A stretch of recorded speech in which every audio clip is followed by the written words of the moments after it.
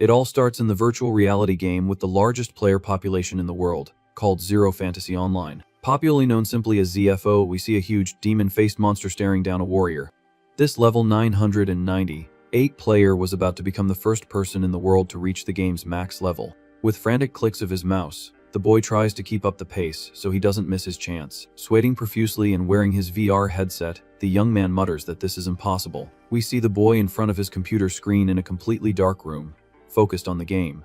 With wide eyes, he thinks that 200 straight hours without a break is overkill and plans to eat and sleep as soon as this is over. Sitting there in his chair, he reveals that he just wanted to accomplish something in his life. Remembering how frustrated he used to get while studying, he confesses that he wanted to master a single thing to have his name engraved in history. He also tried sports, where he could only ever get third place on the podium, disappointing himself.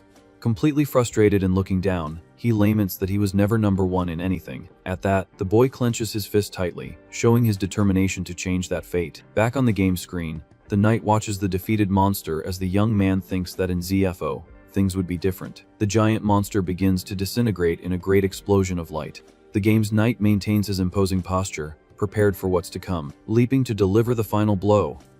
He believes he could become the first in the world to achieve this feat. However, reality hits him hard as the boy's body gives out, and he coughs up blood in front of the computer. Breathing heavily with a lost look in his eyes, he asks himself what the heck is happening, not wanting to believe the situation. As the monster roars on the screen, the young man curses, realizing his vision is getting completely blurry. With his vision turning red and his strength fading, he laments being so close to his great goal. The screen cruelly displays a "You have perished" message as his body lies, slumped over the computer desk. Foaming at the mouth, he realizes his game was over right when the final level up was before his very eyes. Suddenly, his vision opens to a blue sky with clouds as he lets out a groan of pain, not understanding anything. Our main character, now standing in the middle of a forest wearing peasant clothes, looks around, asking where he is. Startled, he hears a desperate scream in the background, begging for someone to stop the attack. Looking at the scene, he sees green goblins armed with axes mercilessly attacking local villagers. Another monster leaps menacingly toward the innocent victims, ready to strike. As the villagers run in desperation, telling the creatures to get away, the boy observes everything, noticing something familiar on the ground. A farmer raises his pickaxe, trying to defend himself from one of the goblins that is charging fiercely toward him. Easily dodged, the man is left vulnerable as our hero finally recognizes them as the goblins from the game ZFO. Before the creature, the system reveals it is a level 7 fire goblin, ready for battle. The poor, terrified farmer trembles in fear, being only a level 1 with no chance to fight back. Looking at his own hand, the young man realizes he can feel his body perfectly in this strange place. Clenching his fist with conviction, he finally understands that he has been reincarnated into the world of his favorite game, and begins to devise a plan of action. Focused, he speaks the command to open the holographic system status window. The panel appears, showing the name Alan at level 1 with an undefined class, which he thinks is a reasonable enough name for his new life. However, his expression darkens as he remembers he was about to reach the max level and is now back to square one, failing once again to reach the top. His thoughts are interrupted by the villagers who scream, calling out to him as if he were a saviorous adventurer. A bald old man panics, begging the young man to hurry and save them all from this massacre. Analyzing the situation, Alan concludes that they are non-playable characters, and the fact that they recognize him as an adventurer means the rules apply here. Recalling the main story of the game, he figures this world must also follow the plot where adventurers fight against the Demon King's army. Keeping his cool, the protagonist tells them to wait a second, as he's going to set his class in this very moment of tension. The old man despairs, shouting that at level 1, he's no different from the villagers, and that it would be impossible to defeat the monster in such a suicidal way. Agreeing with the man, the boy admits that he really can't beat the creature at a basic level and wonders what he should do to turn the tables. Focused on the system options, he ponders that the level 7 enemy would be a lot of trouble for a normal class, but he already has a trick up his sleeve. Directly on the screen, he selects the artisan class, remembering that it's a strange profession focused only on creating harmless items. With wide eyes, he recalls that in the original game, this class was considered the worst possible trap for a player to fall into. However, now that the story's setting has become reality, he knows exactly what to do with his current knowledge from the modern world. Pressing the confirmation button, the boy bets that he will be able to use this profession's specific feature to his ultimate advantage. The system announces the class change as our protagonist creates a magic sphere in his hand, ready to test his skills in the field. Concentrating his energy, Alan activates the creation ability, causing blocks of light to appear around his open palm. The digital particles begin to gather quickly, shaping the structure of a complex object made of blue light. With a newly created heavy weapon in his hands, the system displays the assault rifle's data, confirming its attack power of 30, 5 and 30 rounds of ammunition. With a smirk, he celebrates his success, realizing that the rule of creating things if you understand their structure applies perfectly to his knowledge from his past life. Recalling the sleepless nights studying hard, he finds it ironic that his effort to be the greatest mind in the world would finally be of great use. Thinking out loud, he guarantees that he understands the structure of even a military fighter jet, should he need to summon one. The villagers are shocked, not recognizing the firearm, and despair upon discovering he chose the useless artisan class right in the face of certain doom. Racking the rifle's bolt, the young man chuckles, noticing that the profession's bad reputation remains exactly the same in this fantasy world. Placing his finger on the trigger, he prepares to show them that they are all very mistaken about his potential. Firing a lethal burst at the monsters, Alan demonstrates in practice the true destructive power of his modern knowledge. Keeping a steady aim, our hero unloads the bullets without hesitating for a single second, eliminating the danger. The brutal impact sends the goblin's head flying, with green goo spraying everywhere as the farmers watch the scene, jaws dropped. After lowering the weapon, smoke comes out of the barrel, showing the absolute lethality of the strange equipment. With the confident pose of someone who dominates the situation, the boy reflects that in a world stuck in the Middle Ages, he can bring as many modern war inventions as he wants. Displaying an intense and determined look, Alan affirms to himself that the artisan class is God, tear in his hands, without a shadow of a doubt. Completely in shock, the villagers can't believe that a level 1 newbie decimated a level 7 monster in the blink of an eye. Walking slowly toward him, the men break into a cold sweat, wondering what the heck just happened in front of them. Extending a hand glowing with green energy, the protagonist announces that now they themselves can exterminate the creatures with their own hands. Using his ability in mass, he materializes several perfect copies of the assault rifle, floating in the air. With the heavy weaponry falling into their hands, the farmers stutter, impressed by the weight and texture of the iron equipment. Overjoyed, they thank him for delivering these incredible weapons as Alan thinks with satisfaction that the advantage of his class is precisely manufacturing unlimited items for an army. However, one of the men in a blue bandana, sweating with worry, questions what would happen if they accidentally hit an ally in the middle of the widespread confusion. Resting the rifle on his shoulder in a cool manner, the young man reassures the group, revealing that he put a restriction on the weapons, so they only cause damage to the forest monsters. Wanting to prove he's telling the pure truth, he points the weapon directly at the villager with the bandana and fires without a hint of mercy. Terrified, thinking his life was over, the man cowers on the ground, protecting his head and desperately asking what the boy is doing. Startled, the man opens his eyes and realizes that nothing happened, while the protagonist reinforces that the equipment is completely safe. Furious about the previous massacre, the villagers unload the weapons on the goblins, screaming that this is payback for everything and telling them to drop dead. The precise shots tear through the creatures' green bodies, sending goo flying all over the forest. In silence, the boy analyzes the effectiveness of his creation in practice, observing the slaughter with tranquility. Just then, the system announces that he has leveled up to level 2, surprising the young man for advancing so quickly just by providing weapons to 2 people.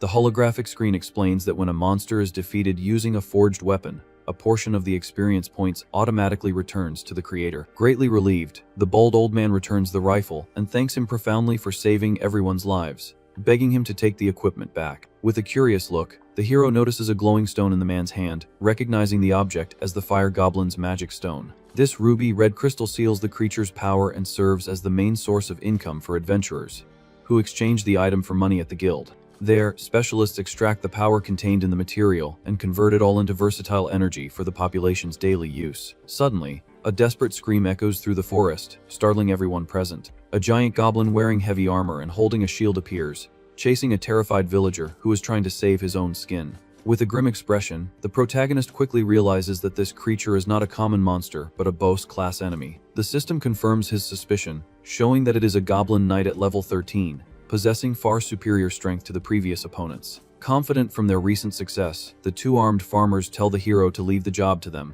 as they now possess invincible weapons. The relentless shots from the rifles collide violently against the giant monster's shield and armor. However, the armored creature cracks a macabre smile, revealing that the attacks don't even leave a scratch on its resistant hide. Shocked by the ineffectiveness of the weapons, the men retreat, realizing that their previous tactic has failed miserably. After analyzing the crisis, the young man concludes that the situation has gotten ugly, as at his current level, it would be very difficult to manufacture a weapon capable of taking down that wall. Without wasting time, the Green Knight charges forward with fury, ready to crush the intruders with its stone club. Terrified by the brutal charge, the farmers scream for the boy to run away immediately, or he'll end up getting taken out. Despite facing his demise, he stares at the ruby magic stone in his hand, remembering that the creation ability also works to fix broken items. As the enemy raises its heavy weapon for the final blow, our hero formulates a new combat theory. With an agile dodge of the attack that shatters the ground, he reasons that if he can create, he should also be able to consume objects as forging material. Excited by the idea, he decides to test the theory in practice, activating his ability and fusing the monster stone into the blue light. The digital particles quickly take the form of a heavy rocket launcher in his hands. The holographic panel confirms his success, displaying a massive attack power of 525 with only one shot available. As he rests the weapon on his shoulder, he understands that using the magic core as a base material grants a devastating special effect to the equipment. Focused on the target, the protagonist explains that he limited the ammo capacity to a single shot to maximize the explosive damage. Without hesitation, he presses the trigger, and a brilliant projectile cuts through the air at high speed, heading straight for the armored knight's chest. Surprised by the projectile's speed, the giant monster barely has time to react before the missile hits its guard. A colossal explosion engulfs the creature, raising a curtain of smoke and fire as the system announces 2 consecutive level ups. Satisfied with the damage, he checks his status, noting that he reached level 4 all at once thanks to that intense combat. In the middle of the smoking crater rests only the red magic stone, confirming that taking down a higher level boss alone yields quite an achievement. Completely dumbfounded, the villagers can't believe that an artisan's weapon defeated such a large monster with a single blow, as they were supposed to be extremely weak. Reflecting on the mechanics, the boy realizes that equipment made with crystals breaks after the energy runs out, requiring him to alternate between normal and magic creation depending on the battle.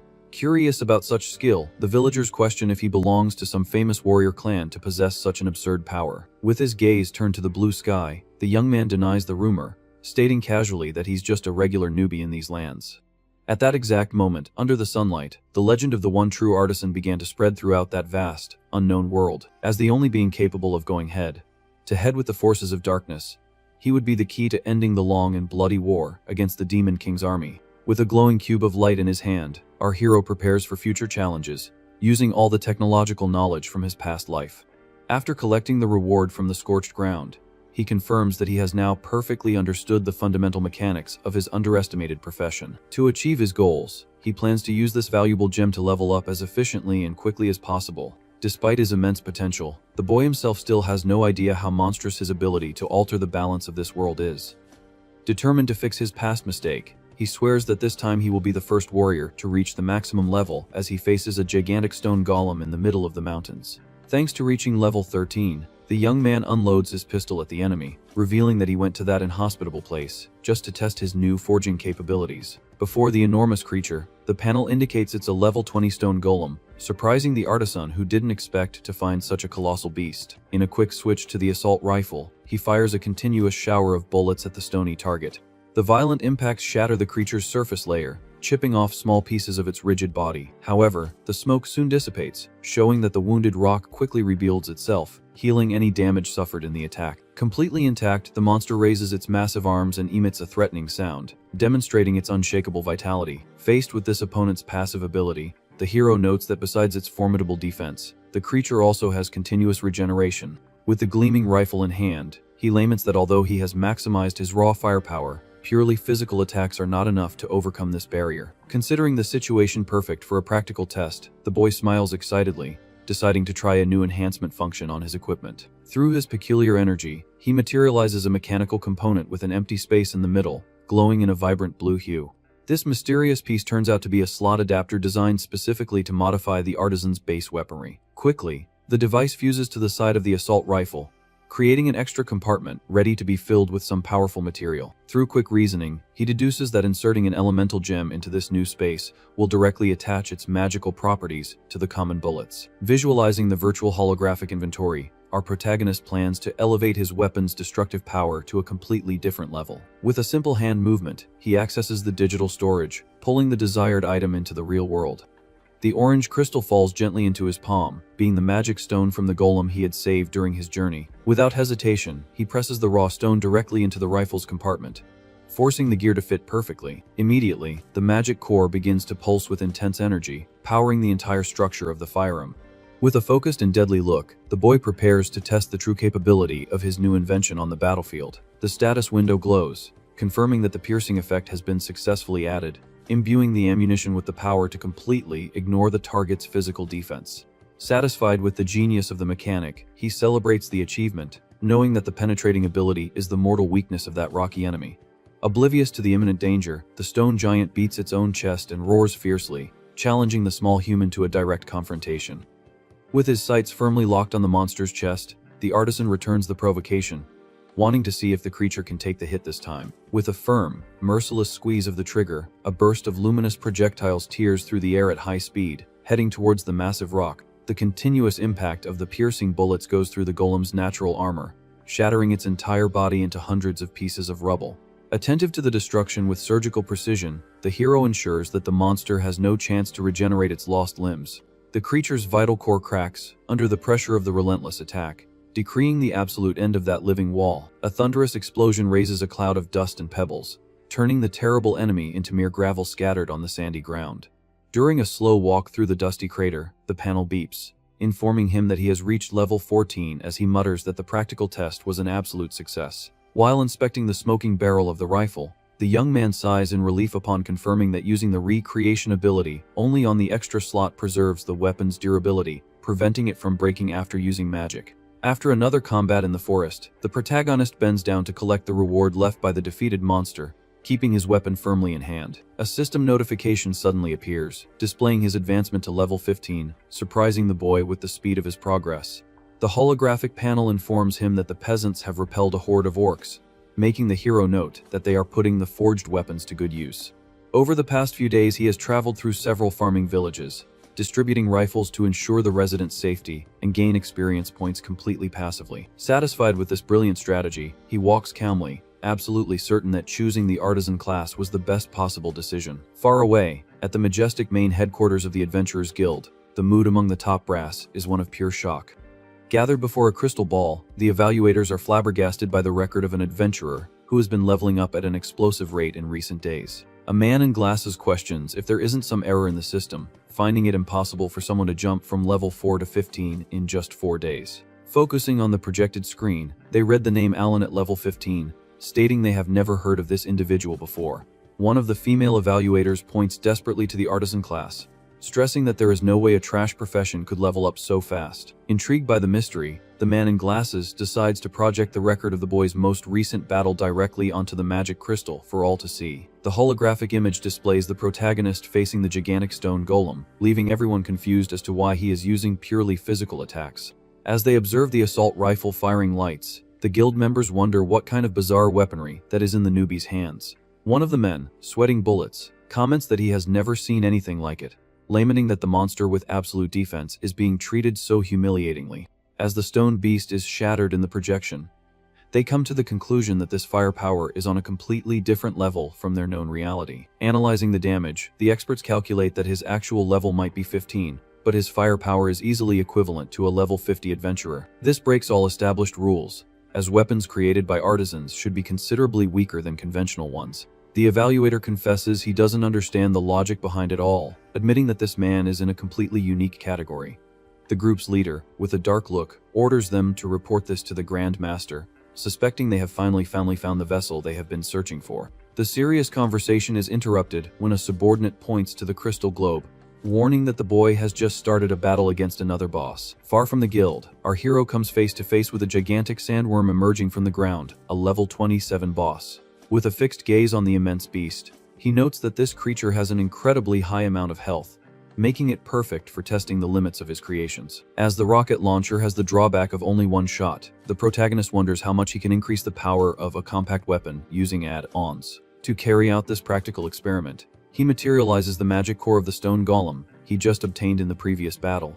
Through his digital energy, the young man activates his forging ability, merging the raw gem with the weapon's structure. The system displays the result of the process, revealing a tactical pistol with an incredible attack power of 220. Facing the bluish equipment, he realizes that fusing the stone granted a massive bonus to the firearm's basic attributes. Intending to go even further, the boy fits an elemental ice magic crystal into the pistol's extra compartment. The holographic panel confirms the modification, showing that the weapon now has the special effect of freezing everything its bullets touch. With a confident smile, he ensures that everything went according to plan, because even if he doesn't take out the giant worm in a single shot, the freezing effect will guarantee his complete safety. The colossal monster charges furiously, opening its maw full of teeth as the hero aims the weapon, stating that there's no way to miss a target of that size. Maintaining a firm stance, he pulls the trigger, firing a burst of freezing energy towards the creature. The luminous projectiles make direct contact with the worm's skin, causing a thunderous impact on the battlefield.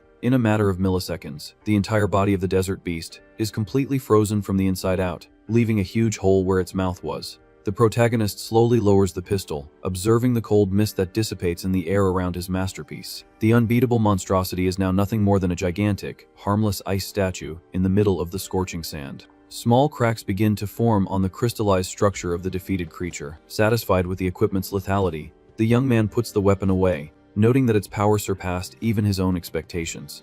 Acknowledging the facts, he concludes that a simple modified pistol managed to instantly decimate a high-level boss without needing the destructive fire of a rocket launcher. Walking calmly through the desert, he reinforces his initial thought that the artisan class is truly god tier. Amidst the frozen debris, he collects the worm's magic core, which glows with an intense reddish color. With his pockets full, the boy decides it's high time to go back to the city and exchange all those stones for money at the guild. Entering the bustling lobby of the adventurer's branch, he heads directly to the service counter to make the transaction. Dumping an absurd mountain of rare gems on the table, he leaves the receptionist speechless, and she asks for the client's name to process that unbelievable amount. With a serene expression, the boy simply replies that his name is Alan, awaiting payment. Upon hearing the adventurer's name, the girl's eyes widen, and she starts to sweat, realizing who he was. Visibly nervous, she stutters, asking him to wait just a moment, and runs to the back of the establishment. Alone at the counter, the hero is left clueless about that sudden and suspicious behavior. Suddenly, heavy metallic footsteps begin to echo through the hall, drawing the attention of everyone present. Feeling the atmosphere grow heavy, the protagonist glances out of the corner of his eye, wondering what the heck is going on. An entire squad of heavily armed elite guards surrounds the young man, blocking any escape route. The guard captain, wearing heavy armor, confirms the boy's identity, warning him that he is under strong suspicion by the organization. Maintaining his composure in the face of the threat, our protagonist simply asks what that knight is talking about. Without giving any explanation, the guards activate chains of magic light that instantly bind the artisan's arms and torso. The officer declares authoritatively that from that moment on, he is being escorted directly to the guild's main headquarters, drawing a sigh of frustration from the young man. Moments later, in the luxurious premises of the central headquarters, the chained boy is thrown into the middle of a huge meeting room. The guard leader snaps his fingers, and the energy restraints dissolve, allowing the prisoner to finally move.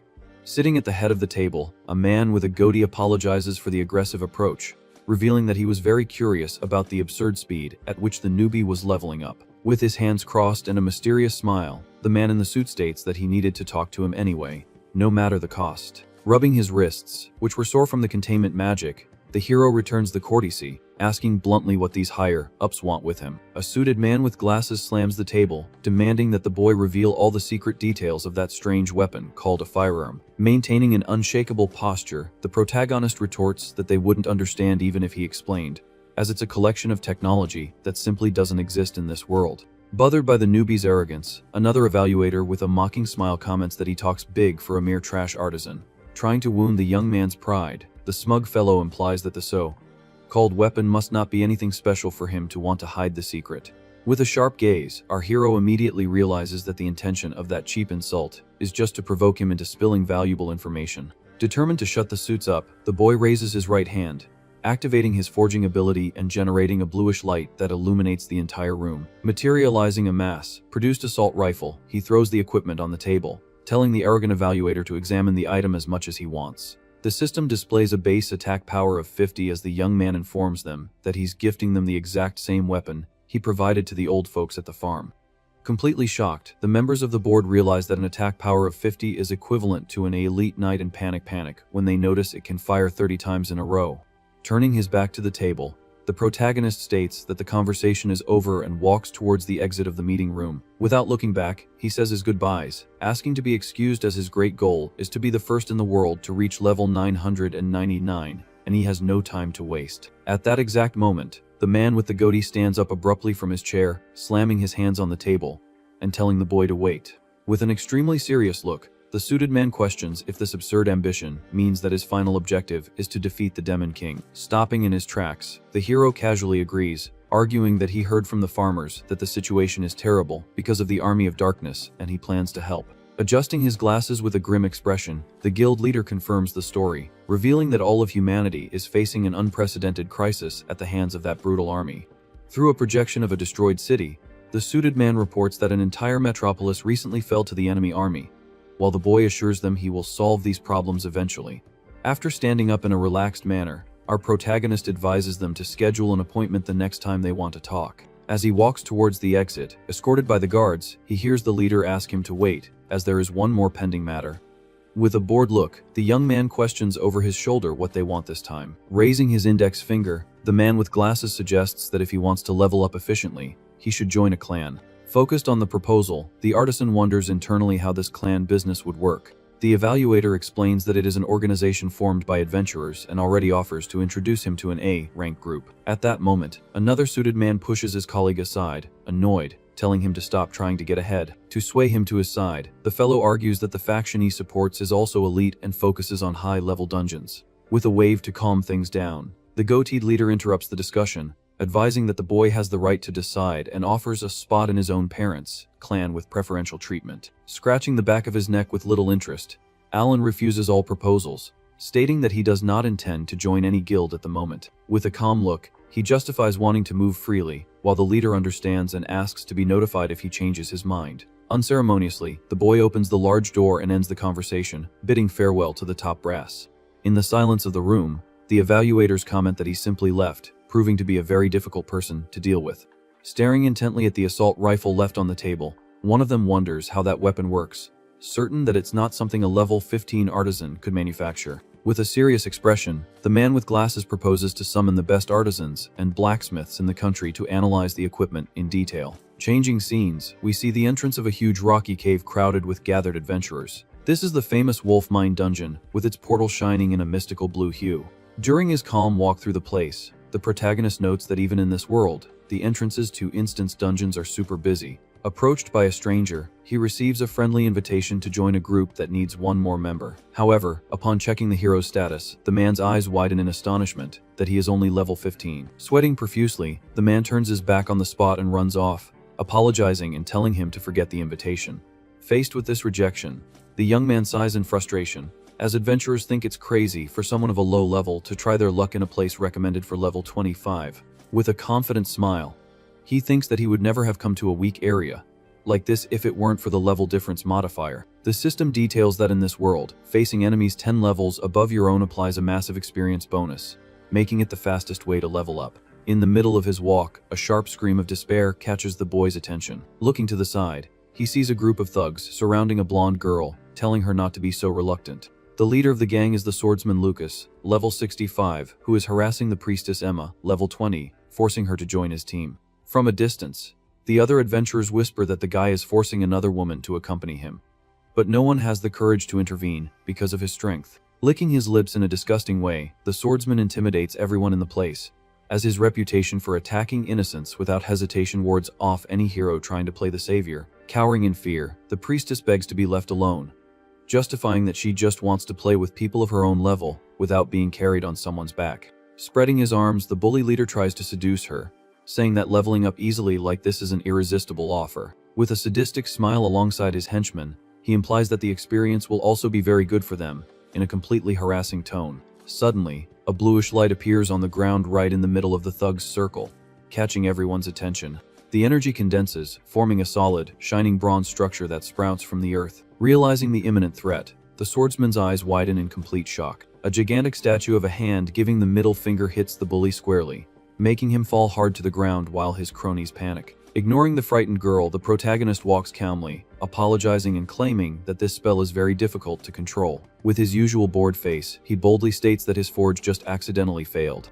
Lying on the ground, trembling with anger, the gang leader stutters, not believing the excuse of a magical failure. Acting like a madman, the brute grabs the boy's shirt, threatening to take him out and asking if he has any idea who he's messing with. Pulling the priestess behind him, the hero tells the guy to calm down, explaining that he just wanted to test his long-distance forging, but ended up slipping right where an idiot was standing. Seething with hatred, the swordsman frowns, not accepting being humiliated like that in front of everyone. With a colossal sword in hand, he points the weapon at the newbie, telling him to stop talking nonsense, because he doesn't believe this story about slipping. However, upon facing the opponent up close, the bully analyzes the floating status and notes with wonder that the insolent brat is only at level 15. Thinking he is facing a harmless insect, the brute bursts into laughter with his henchman, mocking the boy's courage to pick a fight while being so weak. With the sword on his shoulder, the bully backs down, stating that he would become a joke if he took out such trash, ensuring that he will make an exception and let him live. Without wasting time, the protagonist turns his back and leaves, taking the girl with him while ironically thanking him for his mercy. Side by side, the relieved priestess thanks him for being saved, believing her fate would have been terrible without his help, but the young man confesses that his intention was not to play the hero. Bothered by being ignored, the swordsman shouts from a distance, warning that the conversation was not over yet. With a dark expression, the villain makes it clear that he promised not to take him out, but that doesn't mean he would get away with that affront. Glancing out of the corner of his eye, the artisan questions what the thug's proposal would be to solve the problem. Pointing towards the luminous portal, the guy suggests settling their differences through a friendly competition. Excited, the brute shouts, proposing a race to see who can clear the dungeon faster. Faced with the absurd proposal, the young man understands that it will be a race against time against a level 65 guy, betting that if he loses, his face will be disfigured from all the beatings. Worried about the injustice, the blonde girl tries to argue that this is totally unfair due to the huge difference in strength between the two. Amidst a murderous aura and a sick smile, the bully licks his fingers, suggesting that she offer herself as a prize if he is victorious. Trembling with dread, the priestess sweats, fearing the worst. Breaking the tense atmosphere, our protagonist calmly accepts the challenge, leaving the girl in shock while he thinks about what he will ask for in return. With his eyes closed and an ironic smile, he decides to let it go, saying that he doesn't care about receiving any reward from that trash. Convinced of his absolute superiority, the swordsman scoffs, justifying that there isn't even a 1 in a million chance of the newbie winning this dispute. With his hand in his hair, the boy interrupts the cheap speech, revealing his real intentions. Under a threatening gaze, the hero scoffs, saying that even if he won against a small fry like him, the reward wouldn't be worth much anyway. After hearing the insult, the brute grinds his teeth, feeling the veins on his forehead pop with pure anger. Trembling with fury, the bully snarls that he understood perfectly that the artisan is just an arrogant idiot who doesn't know his place. Back at the wolf mine portal, everyone prepares to start the dangerous clash. With her staff held firmly, the blonde girl tries to warn the protagonist that it is very risky for him to enter a place recommended for level 25 while being so weak. Ignoring the danger, the boy says it's no problem at all, as his goal from the beginning was to hunt and level up inside that cave. Already positioned at the entrance with his gang, the swordsman questions mockingly if the loser plans to challenge the place playing alone. Full of himself, the villain suggests he recruit some members, as the place is full of losers who would form the perfect team for him. Without losing his cool, the young man retorts the provocation, feigning surprise that a level 65 tough guy needs a pos to clear the dungeon. His pride wounded, the thug grinds his teeth, almost attacking the boy right there. With his back to the enemy, our protagonist tells him to do whatever he wants, as he doesn't give a darn if the coward travels in a pack. Behind the hero, the priestess asks him to wait, assuring him that she will accompany him on this suicide mission to pay her debt. In the first steps towards the portal's light, the system opens a holographic window confirming the group invitation, formalizing the unexpected partnership. Before the luminous screen, the protagonist stares at the system notification in total silence, assessing the situation. Without a second thought, he rejects the group request and coldly informs her that he doesn't need help from that newbie. Completely astonished by his attitude, the girl hesitates and stutters, asking him to wait just one more second. Clinging to the young man's arm, the priestess is dragged across the floor towards the dungeon while she begs to accompany him on the dangerous mission. With a determined look, she takes the blame for all the previous confusion and sends a new invitation, guaranteeing that she won't let him go in there alone. Glancing at his partner out of the corner of his eye, the artisan reflects internally on how incredibly stubborn this woman can be. Worn out, he lets out a sigh and finally agrees to the idea of forming a temporary duo. Directly on the floating holographic panel, the boy presses the green button and formalizes the formation of the unusual team. Greatly relieved, the blonde opens a radiant smile and thanks him from the bottom of her heart for the opportunity to pay her debt to him. From a distance, the swordsman raises his voice, telling the newbie to manage in there but demanding that he not let the healer perish under any circumstances. Surrounded by his henchmen, the thug displays a repulsive expression and confesses that his gang plans to have a lot of fun with the girl after their inevitable victory. In response to this absurd filth, our hero just maintains his serious posture near the glowing portal while the girl trembles in terror. Upon touching the stone entrance of the magic cave, a sharp warning sound immediately catches the duo's attention. The system registers at the door that the absolute clear record for that location in history is exactly 19 minutes and 12 seconds. With a relaxed pose, the boy smiles confidently, absolutely certain that breaking this unreachable mark will be the easiest thing in the world with his inventions. Without wasting any more time on the bet, the duo passes through the bluish portal, officially starting the dreaded challenge against the clock. The scenery soon changes to a long tunnel with reddish lighting, completely infested with frightening creatures blocking the passage. The system analysis reveals the presence of evil bats, disgusting centipedes, and undead warriors all above level 20. Faced with this gigantic horde, the girl breaks into a cold sweat, fearing that it will be impossible for just two people to clear a path to the final boss room. Totally relaxed about the imminent danger, the artisan reassures his ally, guaranteeing that despite the numerical disadvantage, those creatures are nothing more than a bunch of useless trash. To optimize the combat, he instructs the healer to store her wooden staff in her magic inventory, as that equipment would only hinder their tactic. From the materialization of a glowing data cube, the young man warns that since she forced her way onto the team, she'll have to work for it and fight too. The dark cave is immediately illuminated by blue lightning as the protagonist activates his creation ability at maximum power. The magical flash dissipates, and the priestess's eyes widen as she finds herself holding two submachine guns, each with 135 attack points. Greatly astonished, she questions what kind of absurd weaponry that is with such an insane status, while the boy reinforces that it's a firearm exclusive to his class. Holding an identical pair of tactical weapons in his own hands, he prepares to teach the basics of modern combat to the native of this fantasy world. Aiming directly at the zombies' faces, he explains that its operation is extremely simple and requires no magical knowledge.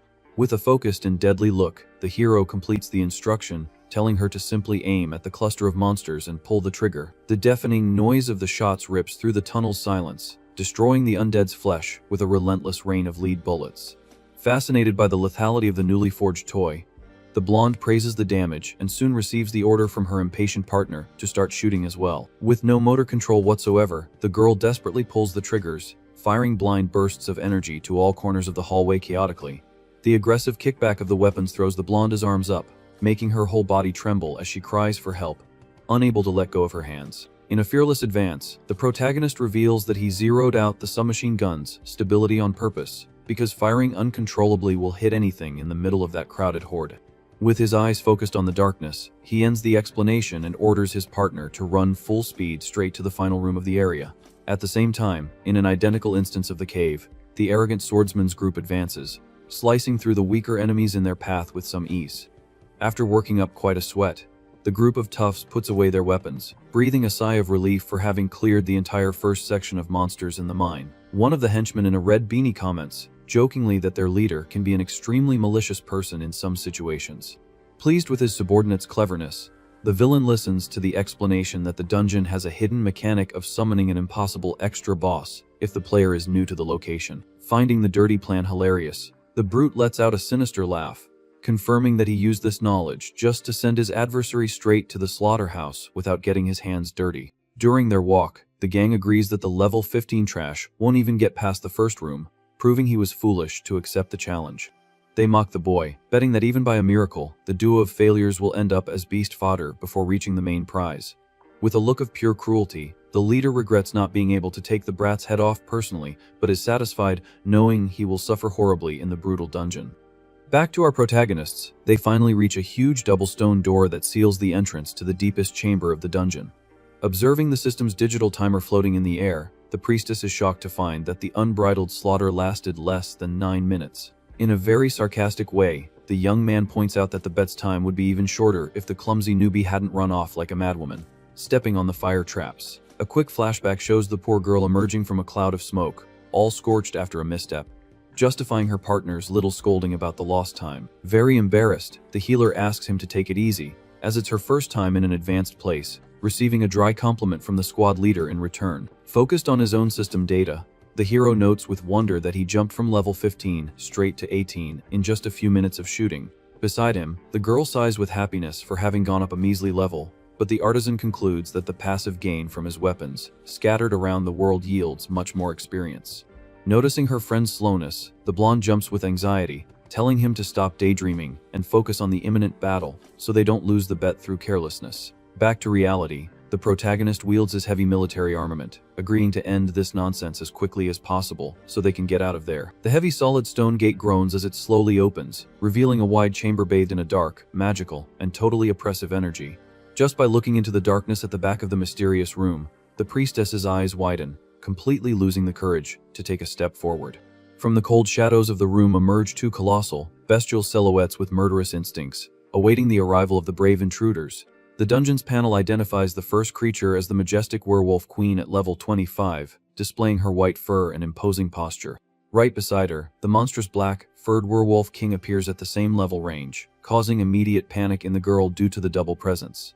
Always calm, the young man casually mentions the hidden rule of the exclusive boss for beginners, and ends up getting a scolding from the blonde for hiding this terrible detail. Paying no heed to the silly human discussion, the beastly couple howls, showing their sharp teeth, and launches a synchronized attack on the inexperienced duo. With the monsters flying at full speed, the boy firmly raises his submachine guns while his ally covers her ears, thinking she's about to be sliced up. Through logical reasoning in a fraction of a second, the hero deduces that shooting now is useless, as the werewolves' absurd evasion makes the precision tactic flowed from the start. Faced with the overwhelming onslaught, the protagonist shouts a new order, telling the healer to fire continuously, just to create defensive suppressive fire. With her eyes closed, the girl obeys the command and screams at the top of her lungs, unloading the magazines of both weapons in a shower of golden flashes. Thanks to their aerial predatory instincts, the werewolf royalty moves in a furious zigzag, dodging the bullet barrier with annoying ease. Completely terrified, the blonde stutters that the plan is flawed because the boss's speed prevents any projectile from leaving the slightest scratch on them. With an analytical expression, the artisan studies the adversary's movement, noting that the beast's tactical separation has greatly complicated the battle scenario. Without hesitation, the hero runs to the opposite side of the room and tells the girl to hold off the queen's attacks while he destroys the king, ignoring her cries that this is suicide. Because of the gap in the formation, the white, furred wolf charges like a lightning bolt, ignoring the crossfire and focusing on devouring the more vulnerable opponent first. Sweating from desperation, the healer knows that her clumsy aim will never stop its approach, and just accepts that her end will be to become monster chow. The Lupine Majesty's shining claws cut through the air, ready to tear the scared newbie's fragile body into 1,000 pieces on the dungeon floor. A millisecond from the lethal blow, the boy's swift silhouette cuts across the beast's vision, placing himself exactly in the middle of the attack's murderous trajectory. Behind the terrified partner's scream of terror, the protagonist's face lights up with a devilish and fully calculated smile in the gloom of the place. Instead of tearing flesh, the beast's frontal impact collides violently against an unexpected barrier, drawing a loud howl of pain from the queen. Enveloped in blocks of bright blue energy, the genius of modern creations internally celebrates the success of the bait, having predicted the ambush with absolute precision. Stunned by the hard hit against the invisible wall, the wolf limps back, disoriented, while the priestess remains huddled on the floor, fearing she could perish at any moment. With his body floating in pure power, the Master Forger pronounces the supreme command of his divine ability, already starting the assembly of the ultimate deadly trap. Advancing blindly, the werewolf queen steps right into the center of a luminous magic circle hidden on the floor. In the same instant, a bluish energy erupts from the trap, paralyzing the wild beast's body. Clenching his fist with conviction, the boy commands the target's imprisonment with his divine ability. A gigantic bear trap made of pure light closes violently on the monster's leg, spraying goo. Far away, the werewolf king watches the scene in shock, seeing his partner trapped, vulnerable, and falling to the ground. Surprised by the turnaround, the priestess's eyes widen, noticing that the speedy enemy has finally stopped moving. With a confident smile, the hero reminds her that he had already warned her, he just needed a little time to act. Amazed by the tactic, the blonde confesses she had no idea the artisan class could be used in such an ingenious way. Recalling the incident at the cave entrance, the protagonist thinks with relief that it was a great idea to have tested the long-distance forge on that group of bullies. While the black wolf remains stunned by his companion's fall, the young man walks slowly towards the trapped creature. With his pistol perfectly aimed, he decrees that an immobilized werewolf without its high evasion is nothing more than a common and harmless monster. Cornered, the black beast snarls furiously, showing all its hatred towards the small human. Under the dim light of the dungeon, the artisan stands mercilessly before the fallen royalty. With absolute coldness, he bids farewell to the exclusive boss, pulling the trigger without any hesitation. After exterminating the two beasts, the boy bends down with a sigh of relief and collects the valuable purplish magic stone left by the enemies. Hearing hurried footsteps, the young man calmly turns his head back, holstering his weapon. Running towards him, the healer celebrates having finished off the wounded queen, receiving a dry compliment from her partner. Immediately, the system panel appears, congratulating the duo on their completion in an incredible 9 minutes and 48 seconds, setting a new absolute record. Extremely excited, the blonde points to the historic time, but the boy soon bursts her bubble, announcing that the next day he will do the dungeon alone to have his name at the top. Isolated. Declaring the mission over, the hero walks towards the blue exit portal, followed closely by the girl. Outside the wolf cave, the priestess breathes a sigh of relief and thanks him immensely for all the help. When she tries to return the heavy weaponry, the protagonist kindly refuses, allowing her to keep the equipment for self-defense. Nearby, two adventurers watch the duo leave and comment confusedly that only 10 minutes have passed, questioning if they gave up halfway. Amused by the situation, one of the guys deduces that the newbie quietly slipped away while the bully's squad wasn't looking. Without changing his expression, the artisan faces the curious onlookers and informs them that no one ran away, as they just cleared the entire dungeon. The two burst out laughing, asking him to stop with those obvious lies, assuring him they won't snitch on his escape to the swordsman. Maintaining his composure, the young man just points to the stone pillar and suggests they check the record crystal to see the new mark. With bored faces, the men grumble that this joke about breaking the absolute record is not funny at all. They argue that the newbie doesn't even meet the area's recommended level, and judge it impossible for a trash class to perform such a feat. Mocking the situation, one of the adventurers confidently walks to the record pillar, stating that he will prove the farce on the spot. Upon glancing at the illuminated screen, the man's face completely loses its color in a deep and silent shock. The display flaunts the time of 9 minutes, followed by the names of Alan and Emma, confirming the surreal event. Trembling from head to toe, the guy falls sitting on the dirt ground while his friend questions how the heck that happened. With his hands glowing with intense blue energy, the protagonist decides to give a small hint on how he accomplished the feat. Numerous submachine guns materialize, floating around the shocked crowd, as he declares that those weapons are the definitive answer to the mystery. Holding the iron equipment, one of the adventurers panics upon checking the status and seeing an absurd attack power of 153. The man's eyes widen, and he screams in desperation that this level of damage is too high for any common equipment in their world. Very proud, the healer shows off her own submachine gun, stating with a smile that using the invention is the easiest thing ever. She naively explains that you just have to aim in the enemy's direction and pull the trigger non-stop. As she boasts, the guy's mental reality displays the image of her firing in panic, uncontrollably, leaving everyone terrified by the lethal demonstration. Staring at the boy as if he were a god of war, the adventurer asks, haunted, who this prodigy is after all. Without giving an explanation, the hero just turns his back, ignoring the man's insistent calls. Immediately, the crowd goes into an absolute frenzy, pushing each other to try to borrow those formidable weapons. Observing the widespread confusion, the artisan concludes that staying there is a pure waste of time and calls his partner to leave. As the duo moves away from the mess, on the horizon, a mysterious woman watches the young man from afar in the middle of the crowd. In silence, the warrior in red clothes turns her back on the chaotic scene and goes her own way alone. Her sharp and calculating gaze shows that she was extremely intrigued by the capabilities of that unknown forger. A few dozen minutes later, the dungeon portal glows again, and the bully swordsman emerges, arrogantly celebrating his group's victory. Cracking his neck, the brute boasts about almost breaking the 50-minute mark, absolutely certain that he won the bet. Settled near the entrance, the thug leader orders his henchmen to wait for the newbies to exit to apply the proper punishment.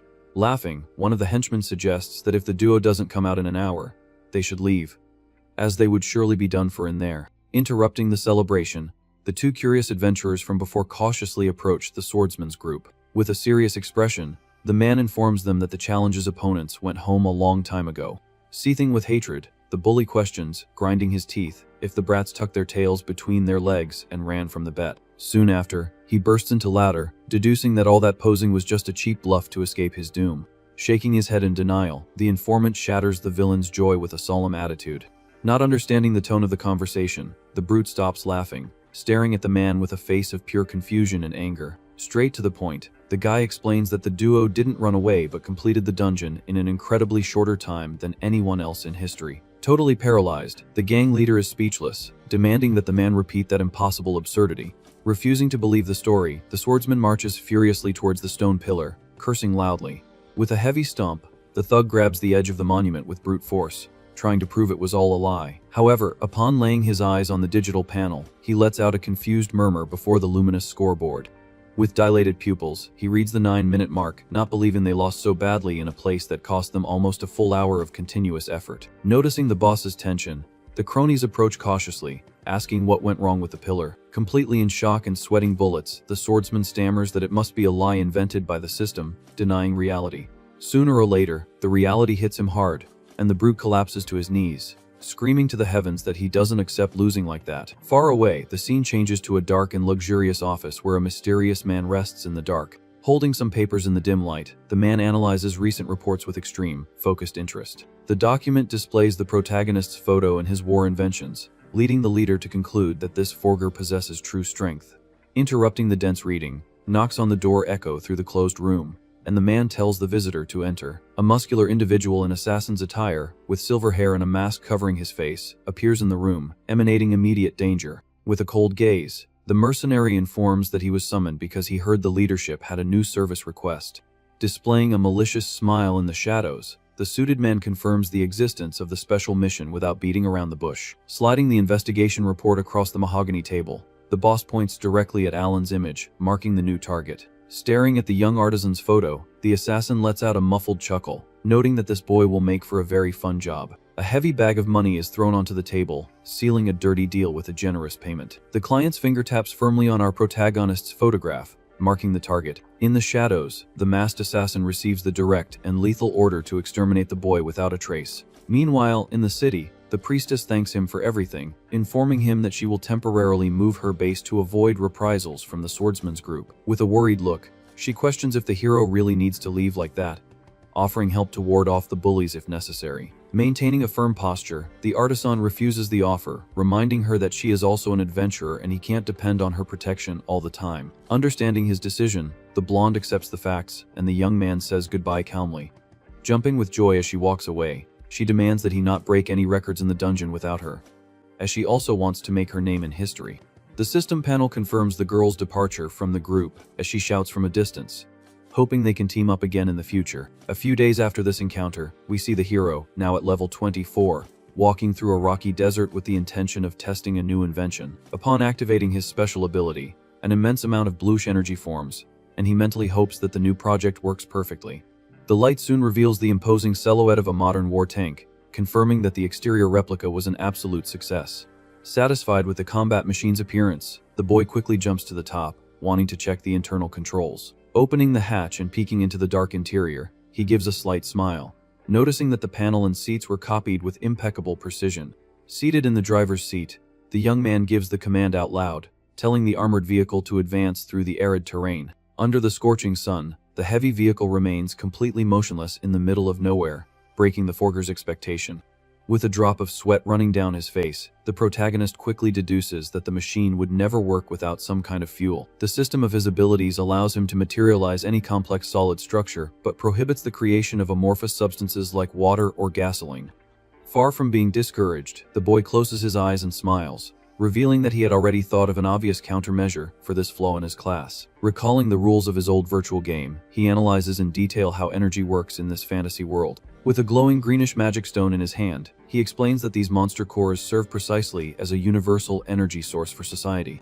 In a swift movement, the hero fits the crystal directly into the tank's ignition panel, which begins to pulse with an intense glow. Quite focused, he bets all his chips on the theory that his modern inventions can also be powered by this raw magic. Immediately, the heavy engine roars, making the giant gears turn and kick up a lot of dust from the dry ground. The colossal war tank comes to life and begins to advance, tearing through the rocky terrain with its metal tracks. Excited by the machinery's vibration, the young man celebrates the success of the practical test, thinking he had solved the problem for good. However, a strange sound of failure echoes through the desert, and the armored vehicle abruptly stops its movement midway. Looking at the ignition panel, the artisan is startled to see the valuable green stone shatter into dozens of powerless pieces. Trembling with frustration, he grumbles in disbelief, as the machine consumed all the crystal's magical power in just a fraction of a second.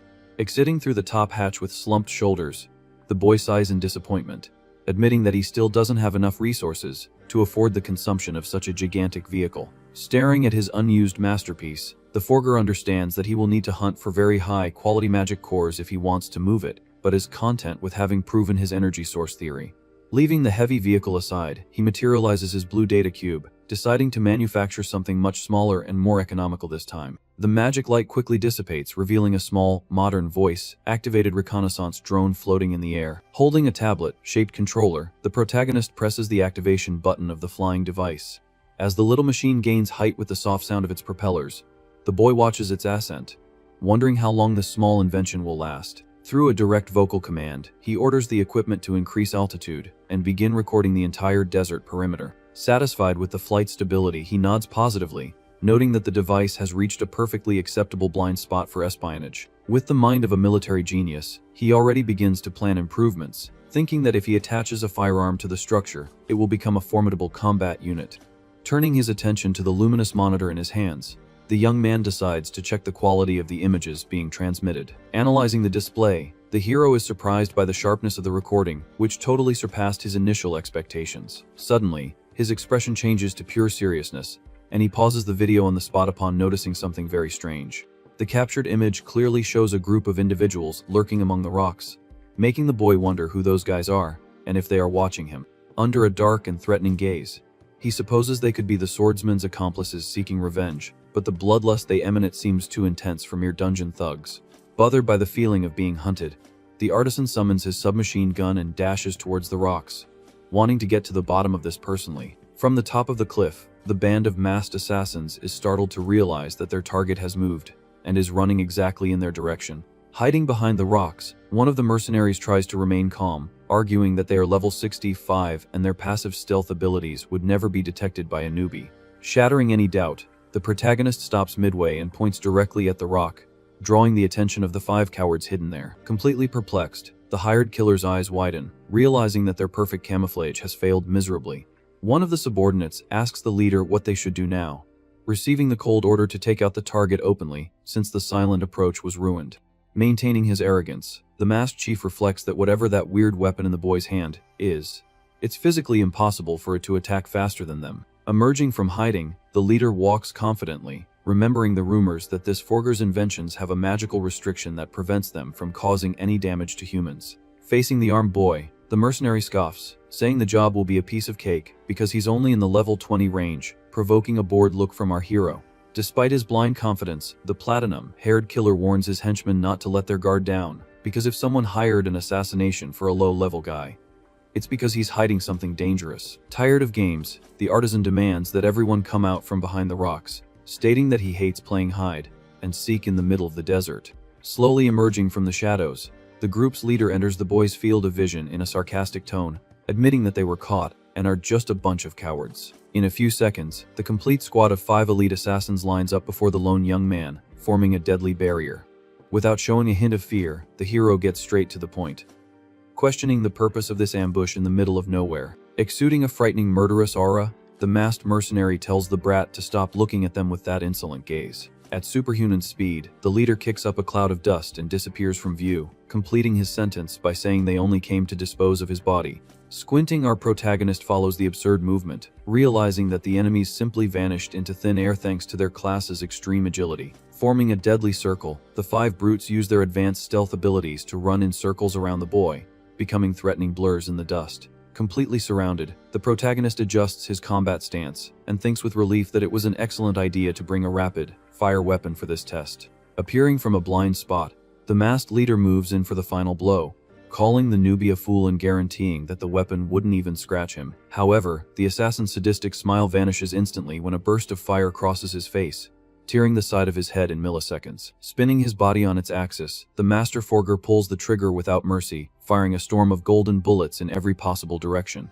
The deafening noise of the submachine gun echoes through the canyon as the projectiles pierce the mercenary's flesh in mid-air, sending goo spraying everywhere. Focused on the carnage, the young man keeps his finger glued to the trigger, tracking the target's movements with surgical and lethal precision. With no time to react, the rest of the elite squad is turned into a sieve by the relentless bursts, falling to the ground like bloodied sacks of potatoes. The dust finally settles, revealing a brutal scene where the 5 high-level killers lie scattered on the ground, defeated in a matter of seconds. Lowering the smoking barrel of the weapon, our hero sighs, saying they should have come up with a much better plan before running head on into a machine gun. Kneeling and coughing up blood, the gang leader questions in despair how this was possible. as the weapons weren't supposed to harm humans, making the boy understand their tactical blunder. Calmly, the artisan explains that he usually puts a safety lock on his inventions delivered to the villagers to avoid fatal accidents among civilians. Sliding his index finger along the side of the grip, the protagonist shows the small mechanical button that changes the tactical equipment's firing mode. Agonizing with bullet holes all over his body, the platinum-haired mercenary trembles in terror upon realizing how pathetic it was to fall for such a simple information trap. Staring at the dying trash with an empty, cold gaze, the young man decrees that the restriction on his personal weapon was obviously turned off, and that in the real world, whoever gets shot fatally perishes on the spot. Kneeling in the desert, the assassin's leader gulps, realizing he dug his own grave by underestimating the target's intelligence. With the barrel of the gun pressed directly against his sweaty forehead, the mercenary feels the cold metal announce his imminent end. Maintaining a cold expression, the protagonist demands to know why he was marked for elimination, threatening to shoot if there's no answer. Spitting blood, the masked brute gives a cynical smile, remembering that assassins take out anyone for money without asking questions. Unfazed, the young man insists on discovering the client's name, claiming not to remember doing anything serious to attract such extreme hatred. With his eyes fixed on the landscape, the boy mutters that the situation makes no sense, as he's sure he hasn't caused any trouble recently. Letting out a devilish chuckle, the assassin states that the problem isn't what the boy did, but the fact that he's too strong for a mere beginner. The mercenary reveals that there's a big shot in the world who doesn't like to see newbies breaking the rules and standing out like this. When the hero asks who he's talking about, the squad leader raises his head in a final act of rebellion, closing his eyes. Apologizing with an ironic smile, the killer declares that he's also a professional in the business and would never give up his client's name, letting out a final bloody gasp. Watching the body fall stiffly to the ground, the forger notes with shock that the man swallowed poison to ensure he wouldn't leak any valuable information under torture. Walking slowly away from the corpses, the young man reflects on the last words, wondering who would be so afraid of a humble level 24 artisan to the point of ordering his demise. Suddenly, the protagonist stops walking upon hearing soft footsteps on the sand, noticing that someone has been watching the slaughter the whole time. With the weapon still warm, he turns his head and asks dryly who's there, and if they have any connection to the band of dead mercenaries. The camera pans down, showing a pair of red female boots walking towards him as an arrogant voice replies that it would be a bad joke to be associated with that useless trash. A beautiful warrior with short blue hair and red combat clothes stops in front of him, stating that she is actually on his side. With a suspicious look, the hero doesn't buy the story easily, waiting for her to better explain this sudden claim. Without beating around the bush, the woman proposes that they form a team right there, guaranteeing that it will be a very advantageous deal for the young forger. Totally uninterested, the artisan rejects the proposal on the spot, warning that he doesn't need companions and, much less, wants to form a group now or in the future. In the woman's mind, the memory of the little blonde healer who was with him emerges, breaking the lone boy's argument, and making her question the refusal. With her hands on her hips, the warrior huffs in irritation, telling him to stop being so prickly because she has something valuable to offer. Displaying a confident smile, she reveals that she has a good idea of who the mastermind was behind the squad of dead assassins on the ground. Immediately, the boy's bored expression transforms into fury, demanding to know the name of the scoundrel who tried to have him taken out. Instead of answering, the blue-haired woman points a finger in his face, wanting to first confirm if he really is the Alan who broke the speed record in the dungeon. With a grumpy face, the boy points to his own face, suggesting that she simply look at his status floating in the air to confirm his identity. Somewhat embarrassed, she looks away and apologizes, realizing her own obvious mistake of basic observation. The system explains that in the world of ZFO, players have the option to completely hide their status information from others by activating a simple setting in the menu. With a few quick movements on the holographic panel, the protagonist deactivates his profile's privacy, revealing his name to the curious woman. However, upon laying eyes on his level 24, the warrior's eyes widen in complete shock at the extremely low number. Ignoring her surprise, the boy crosses his arms and asks what the problem is, while she tries to hide her astonishment that he is much weaker than the rumors said. Thoughtfully, the girl in red admits that she couldn't analyze his level during the battle because she was observing from too far away and assumed he would be at least level 60 due to the damage done. Deciding to be fair, she announces that since he showed his information, she will also reveal her own status to level the playing field. The system flashes, revealing the name Melissa and the surprising class of glass sorceress at a formidable level 50.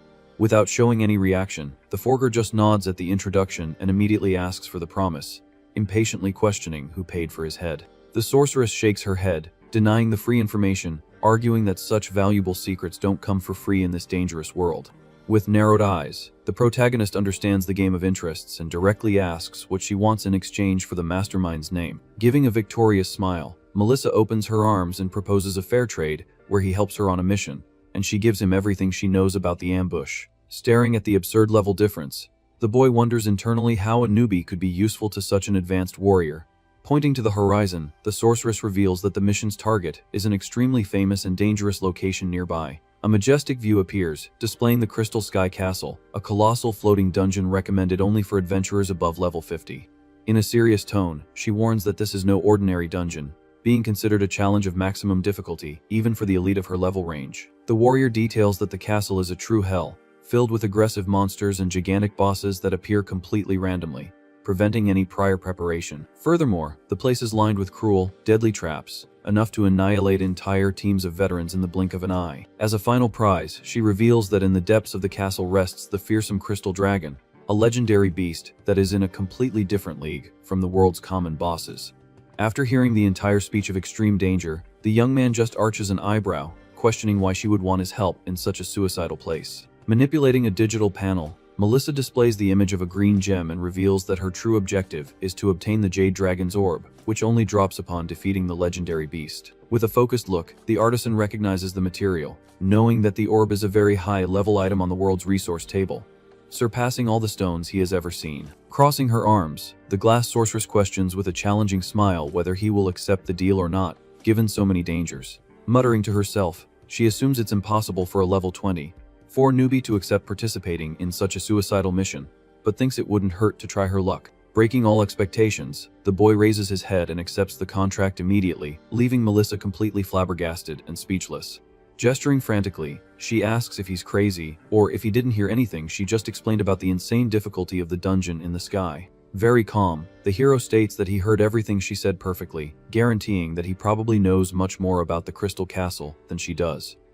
Recalling his late nights in his past life, he thinks that he didn't want to get involved with this girl, but the fact is that he cleared that dungeon thousands of times in the game ZFO, knowing every millimeter of the place. Standing face to face, the young man declares that he doesn't mind taking on the heavy lifting as long as she fulfills her part of the deal and delivers the mastermind's head at the end. He reasons that if he doesn't quickly find out who wants him gone, new squads will just appear to hinder his experience gain, and he wants to resolve this as soon as possible. Turning his back, the artisan decrees that the deal is sealed and calls his new partner to march towards the flying castle. Trembling with anger and shame, Melissa mutters with her head down, drawing his attention to a small problem. With a bored look, the boy turns back, questioning why they can't just go to their destination.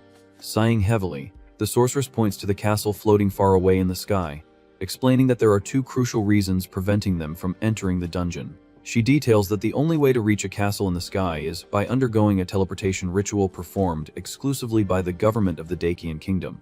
Hearing the explanation, the hero remembers that in his old game, the teleportation worked just by talking to a specific non-playable character in the capital. Maintaining her composure, the blue-haired warrior warns with regret that unfortunately, the boy does not meet the minimum requirements to use the kingdom's magic circle. She points to a holographic graph showing that teleportation is restricted to adventurers above level 40. Bearing his entry as he is only at 24. Frustrated, the protagonist throws his head back and asks irritably why on earth she invited him on the mission if she already knew he couldn't enter because of his low level. With a blank face, Melissa confesses shamelessly that she didn't know his level before inviting him, justifying the mistake while he just asks what the second problem would be. Sighing dramatically, the sorceress argues that the second complication is the fact that they are only two people, which makes clearing the dungeon mathematically impossible. Through projections, the system details that an ideal group would need defensive warriors, a heavy frontline, support healers, and a brutal damage dealer to withstand the ambushes of the place. Speaking seriously, she confesses that her class focuses on area of effect magic damage, which is terrible for taking out single bosses with a lot of health, making the lack of a finisher a fatal weakness for the duo. Faced with this scenario, the Forger crosses his arms and suggests that the best alternative at the moment is to focus on hunting common monsters to level up quickly until they reach the level 40 mark. Upon hearing the proposal to focus on slow leveling, Melissa panics and confesses that this 3-month idea is terrible because she is in a great hurry to obtain the Jade Orb. Enveloped in an aura of burning determination, the boy ignores her rush and decrees with absolute conviction that his life's goal is to be the first person in the entire world to hit the maximum level. In a harsh tone, our protagonist warns that his time is too short and that he will not waste his days stumbling over trivial obstacles or ineffective shortcuts. With her hands on her hips, the sorceress agrees that having big dreams is nice, but realistically reinforces that level 40 is an insurmountable barrier to using the kingdom's mandatory ritual. Thoughtfully, the young man mutters that clearing the castle is the easiest part of the mission, and that depending on bureaucratic level, base transport is a real, useless headache. Analyzing the enormous distance between the ground and the floating structure, he deduces that the extreme altitude makes it impossible to use even conventional flight spells, which leads him to a completely crazy idea. With his eyes fixed on the sky, the protagonist finally has a brilliant idea to solve this transportation problem. He announces that even without relying on the kingdom's teleportation ritual, they should be able to reach the dungeon in the clouds, leaving his partner completely confused. Without wasting time, the boy squats down and activates his forging ability, enveloping the ground with intense blue rays as he decides to do a little practical test. A small drone appears in the air, and the sorceress questions if it works with magic stones, while the artisan just describes the invention and promises to explain the details later. Straight to the point, the young man points upwards and orders the flying machine to immediately head towards the floating castle. Impressed by the device's obedience, the warrior in red notes with wonder that this technology definitely does not belong to this world. Observing the small machine rise towards the ice island, the hero deduces that it is physically perfectly possible to reach the destination. The drone flies calmly, passing very close to the gigantic crystal structures that form the base of the floating castle. With a focused gaze, the boy follows every movement of the contraption, wanting to find out if there is any kind of magical barrier protecting the perimeter of the place. The machine lands gently on the dungeon's stone bridge, confirming to the forger that the route is completely free of invisible obstacles. Flabbergasted by the test's success, Melissa can't believe that they actually have an alternative means of getting up there without using the official ritual. Excited, she deduces that the plan is to build a giant version of that device to carry them, and suggests they return to the city immediately to recruit more members for the team. Cutting off his partner's excitement on the spot, the protagonist shakes his head and coldly decrees that just the two of them are more than enough to clear the place. Not understanding it all, the sorceress questions the need for a full group, receiving the dry answer that they simply don't need other people. Turning his face with an expression of extreme superiority, the newbie guarantees that he could honestly do this job even alone, leaving the woman perplexed by such a level of blind confidence. With his hands on his hips, the young man shatters his companion's theory, warning that he has no intention of building a giant drone, creating even more confusion. He justifies the decision by explaining technically that the larger the device, the worse the fuel efficiency becomes, which would cause the machine to fall long before reaching the top. Curious about this practical obstacle, the sorceress questions what his grand plan would be then to get up to the dungeon. A mysterious smile forms on the artisan's face as he reveals that the solution is to use a completely new and totally different energy source from magic stones. Surprised by the information, the blue-haired girl repeats the phrase about the new energy source, wanting to understand better, and receives only a simple confirmation. The boy's gaze becomes intense and focused as he creates suspense about what exactly this revolutionary energy would be. Pointing directly at his partner's forehead, he states that the energy source will be her, leaving the woman completely speechless. Showing a system panel with the magical elements, the hero explains that the sorceress class masters several attributes, and that he plans to siphon this mana to run the machine, but she confesses she doesn't understand a thing. Tired of theoretical explanations, the protagonist tells her to just watch and activates his divine ability again with an explosion of brilliant particles. A huge straw basket attached to a white fabric materializes on the ground, and the warrior asks what the heck that is, discovering soon after that it's a hot air balloon. Already positioned inside the basket, the inventor summons his ally to get in immediately, as he wants to start the practical flight test.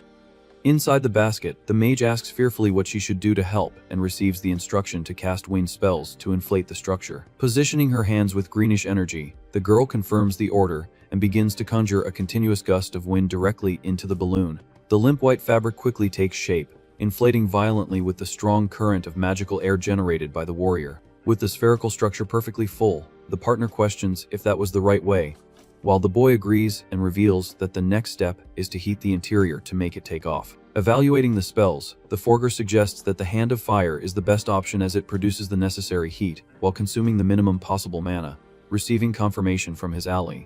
Heeding the command, the glass sorceress concentrates her elemental energy and conjures the flame spell in her right hand. The woman's arm is immediately enveloped in a hot flame, and the boy praises its intensity, telling her to keep the fire exactly like that. The hot air fills the structure, and the basket begins to lift off the ground lightly, taking the warrior completely by surprise. Stuttering in desperation as she sees the ground moving away, the mage asks what is happening, while the artisan calmly explains that the flight occurs due to the difference in thermal density. Pointing to the flames, the hero warns in a dark tone that if the fire goes out before they arrive, the air will cool, and they will fall to their certain doom, angering his partner, who complains about the excessive mana cost before the battle. Unconcerned, the young man guarantees that he will take care of all the dungeon's enemies alone, but the woman retorts mockingly, reminding him that he is only at level 24. Despite her initial disbelief in her partner's combat strength, the girl glances out of the corner of her eye and gets lost in her own thoughts. The huge white balloon rises rapidly, tearing through the skies as Melissa mentally admits that after witnessing such an unbelievable invention, she began to have high expectations. With a look full of hope, the warrior supposes that if she is fighting alongside someone as unpredictable as him, the chances of success might be real. In a moment of silent confidence, she concludes that the two of them might actually manage the feat of clearing that dreaded floating castle.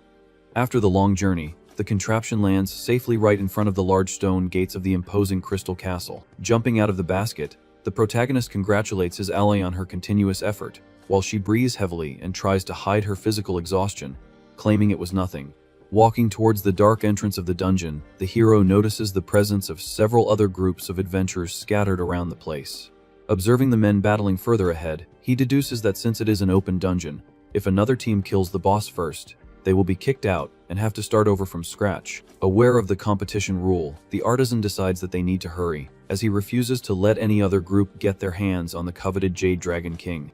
Taking the lead in the race, the woman in red proposes to ignore the weak monsters along the way, leaving them for the other groups, while they focus only on the main objective. The healer explains the structure of the place, displaying a holographic map that divides the dungeon into lower, middle, and upper floors. The young man completes the explanation, stating that to advance to the middle floor, they will need to gather 3 crystals given as a reward for the area, leaving his partner shocked that he already knows the secret mechanics. With a smirk, the protagonist uses her own spell against the sorceress and states that he would love to tell how he discovered all this, but the information wouldn't come for free. Recalling the moment she charged for information in the desert, the girl sweats nervously at the mockery and grumbles that he has a lot of nerve to play her own game like that. The duo's swift race through the stone corridors is abruptly interrupted when the forger plants his foot on the ground, halting their advance. Further ahead, a crowd of adventurers is stuck before a gigantic minotaur armed with a huge hammer, proving that someone reached that floor's boss first. The monstrous beast with dark fur roars fiercely, and the panel identifies it as the Minotaur of the Abyss, marking a dangerous level 45. Analyzing the bottleneck of players, the mage suggests that they simply give up on that floor and look for the crystals in the other areas of the castle to save themselves a headache. With a stubborn posture, the boy rejects the idea on the spot, arguing that the alternative routes would take too long and that he would not give up on that reward, just sitting there.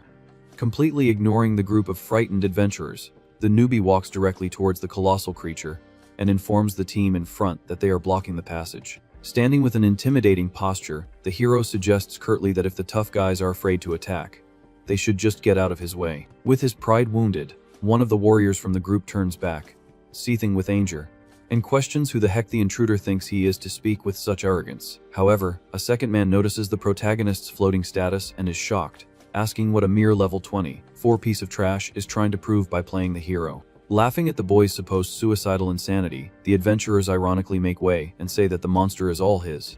Maintaining an expression of pure boredom, the artisan walks straight past the barrier of cowardly warriors and thanks them for their kindness with extreme coldness. Noticing the approach of the small, insolent human, the Minotaur boss lets out a deafening roar and raises its immense hammer, ready to crush the intruder. Desperate with the situation, the glass sorceress screams for her partner to retreat, as her own mana has not yet recovered from the balloon trip. Without taking his eyes off the threat, the master forger asks for calm and raises his hand, materializing the valuable red core obtained in the battle against the sandworm in the desert. In a swift and lethal movement, he merges the scarlet crystal, activating his creation ability at maximum power. A shower of digital lights reveals a brutal rocket launcher equipped with the beast's core, displaying on the panel an absurd base attack power of 14,500 points. Paralyzed with shock, the mage reads the weapon's attributes and mutters, haunted, that with the applied bonuses, the destructive damage of that single shot easily surpasses the 30,000 mark. Totally oblivious to the absolute danger ahead, the beast of the abyss charges with blind fury to execute its prey. With the heavy military weapon resting on his shoulder and his sights locked on the monster's face, The young man sentences that the fight is already over. With a dry squeeze of the trigger, the explosive projectile is fired at high speed, making the artisan himself slide back due to the weapon's strong kickback. Instance before the fatal impact, the Minotaur's reddish pupil dilates as it realizes it has gravely underestimated its tiny prey. The missile collides directly with the target, generating a colossal detonation that creates a gigantic column of fire and destruction in the middle of the stone corridor. The violent shockwave generated by the explosion forces the sorceress to close her eyes and cringe to avoid being thrown into the air. Caught completely off guard, the arrogant adventurers are swept back by the brutal gust of wind, screaming in terror as they witness the newbie annihilate an untouchable boss in a single second. The system announces the defeat of the Minotaur of the Abyss boss, and the boy levels up to 25, commenting with satisfaction that it was very good. Shocked by the brutal scene, the adventurers in the background stutter, unable to believe that the feared leader of the floor was taken out with just a single blow. The artisan puts away his weapon and resumes walking calmly while the glass sorceress approaches, nervously praising his strength. With an expression of pure curiosity, the woman in red directly asks what the heck he just did to cause so much damage. Ignoring the question, the protagonist silently reflects that perhaps he didn't even need to have spent the valuable magic stone from the sandworm for that level of enemy. Focused on the main objective, the young man collects the first luminous crystal floating in the air, remembering that now only 2 are missing to complete their mission. Crouching near the monstrous corpse, the warrior warns that she doesn't care about his hurry but guarantees that she will collect the Minotaur's magic stone for herself. Without wasting time, the boy starts running at full speed through the corridors again, declaring that they must proceed to the next target while his partner asks him to wait. During the run, the mage tries to process the absurdity of a level 24 human obliterating a level 45 boss, questioning the supposed uselessness of the artisan class. The duo arrives at a new area of the lower floor called the Path of the Abyss, where several other groups are standing in front of a huge dark pit. Observing the place, the hero explains to his partner that the next 2 paths only require solving a puzzle, allowing them to collect the items quickly. Worried about the immediate obstacle, the sorceress points out that the floor simply ends there and questions how they intend to advance with the passage completely cut off.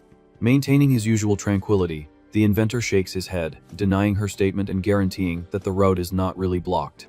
A mental projection illustrates the secret of the place, revealing that there is a transparent floor that leads to the other side, requiring only to walk on the correct path. Faced with the explanation, the warrior asks what happens if one missteps, and the boy just stares at her in silence, leaving the consequence implied. On the edge of the abyss, one of the adventurers musters his courage and nervously announces that he will make the group's first attempt to cross. Upon taking the first step, the man's foot passes through the void without finding any kind of invisible support in the air. The unfortunate man falls straight into the depths, impaling himself violently on sharp stone stakes and spraying blood, to the terror of his companions. Observing the brutal demise from afar, the artisan concludes his previous answer by saying that is exactly what happens in case of an error. He details that the standard strategy to solve the trap is to use a long weapon like a staff to feel the empty space and find out where the safe platform is. However, the boy laments that if he adopts this slow method, the surrounding adventurers would copy the route, and it would end in widespread confusion when it's time to get the prize. With an excited smile, the partner has a brilliant idea and suggests that he simply use his ability to forge a bridge that crosses the entire gap at once. Shattering her expectation, the young man retorts that if the problem were that easy, the other groups would have already crossed using conventional flight magic. To prove his point, the protagonist asks her to try casting some simple spell right there, and the woman positions her hands, letting out a cry of concentration. After the initial effort, the mage stands still in total silence, realizing with confusion that absolutely no magical energy responded to her command. The hero clarifies that the use of magic and abilities is severely blocked in that area, even preventing him from using his divine forge. Discouraged, the girl concludes that they are completely trapped. But the boy opens a confident smile, guaranteeing that he has a card up his sleeve. Not understanding what the newbie's secret trick would be, the blue-haired warrior just stares at him with an expression full of doubt. The tense scene of the pit remains, with the other groups hesitating on the edge, while the system reminds them that there are still 2 crystals left for the middle floor. Faced with that invisible challenge, the duo prepares to act and prove that knowledge surpasses any magical restriction of the system. Resuming the explanation, the young man reinforces that although he can't create new items right there, there is a crucial loophole in the castle's rules. Opening a small luminous rift in the air, he reveals that the storage function for already created items continues to work perfectly. Handing a weird piece of equipment to his partner, the inventor warns that he just had to have manufactured the solution before entering, revealing his impeccable preparation. He describes the object as night vision goggles forged from the stone of an evil bat, guaranteeing that it would reveal the hidden path. Impressed by the device's utility, the sorceress praises the brilliant idea but questions at what exact moment he found the time to manufacture that contraption. Adjusting the equipment on his face, the boy mockingly replies that he forged the goggles exactly while she was distracted admiring the landscape from the balloon flight. Frowning, the mage thinks with frustration that not even she knew the deep secrets of that floor, suspecting the newbie's absurd experience. Already with the tactical visor on his eyes, the protagonist scientifically explains that the lenses capture the infrared light of the environment, allowing them to read the temperature of the surfaces. His vision immediately changes to a greenish filter, revealing the thermal plates of solid glass that form the hidden labyrinth in the abyss. Satisfied with the invention's functioning, the hero states that the passage is now completely clear, receiving a sincere compliment from his ally. Without any prior warning, the boy picks up the woman in his arms, lifting her off the ground and ignoring her desperate protests about the sudden contact. Staring into the void, focused on the objective, he justifies the bold move with the simple fact of wanting to save time crossing. In an explosive burst, the forger leaps towards the pit, telling the woman to stop screaming so she doesn't bite her own tongue in the process. Caught by surprise by the sudden movement, the sorceress just closes her eyes tightly and clings to his neck in pure panic. Running at full speed over the invisible floating platforms, the young man asks her to relax, assuring her that he has a full view of the safe route under his feet. On the edge of the precipice, the adventurers are in a complete state of shock as they witness the surreal scene of a boy running in midair. Squeezed in her savior's arms, the mage tearfully begs him to run slowly, fearing that a single slip would mean the end for both of them. After safely reaching the other side, the boy puts his partner back on solid ground while she indignantly complains about the extreme rush. Entering the new stone corridor, the duo faces a fork, and the sorceress immediately asks which way they should go. Analyzing the two options, the artisan explains that both routes hide a crystal at the end, making the woman suggest they split up to save time. In response to the suggestion, the protagonist just glares at his companion, making her retreat, offended, and ask if he's angry with her. Keeping his cold gaze fixed on her, the boy confesses that his greatest desire was indeed to go alone. But there is a critical problem with that idea. Passing the annoyed mage, he decides they will stay together, dryly justifying that her premature demise would cause a lot of headaches for his plans. Further down the corridor, he completes his reasoning, remembering that he still needs to extract crucial information about the mercenary assassins from her head. The duo reaches the feared path of damnation, facing dozens of sharp pendulums swinging violently over a blood-stained floor. Analyzing the huge cutting blades, the girl in red notes the obvious mortal danger, asking tensely what his brilliant tactic would be for that room. Without any ceremony, the hero materializes his heavy assault rifle and states, with great tranquility, that the solution to that problem is extremely simple.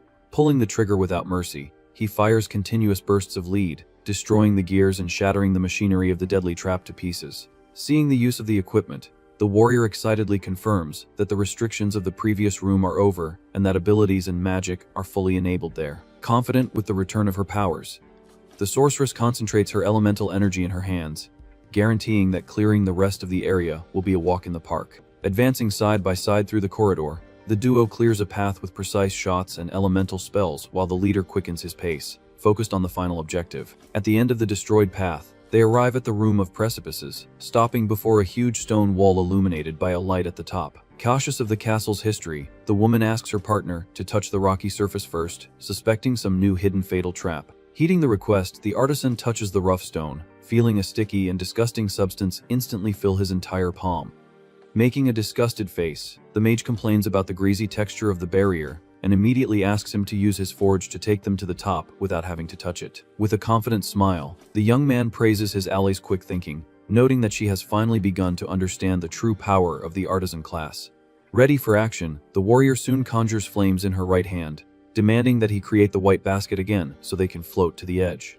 Cutting off her smoking excitement, the boy explains that summoning the balloon would be a tremendous exaggeration for such a short distance, leaving his partner confused. Concentrating his digital energy, the master forger claps his hands, creating a huge vertical structure of shining metal attached directly to the stone wall. A small, closed steel cabin materializes around them, and the glass sorceress asks, amazed, what the name of that strange new metallic invention is. Reaching for the control panel, the protagonist presses the illuminated button, calmly replying that in his world, the machine goes by the name of an elevator. An electronic beep echoes through the room, confirming the mechanical command of the newly forged contraption, and the gears begin to move. Rising smoothly up the slope, the hero details that the platform's function is precisely the safe, vertical transport of heavy loads, enchanting his ally's curious mind.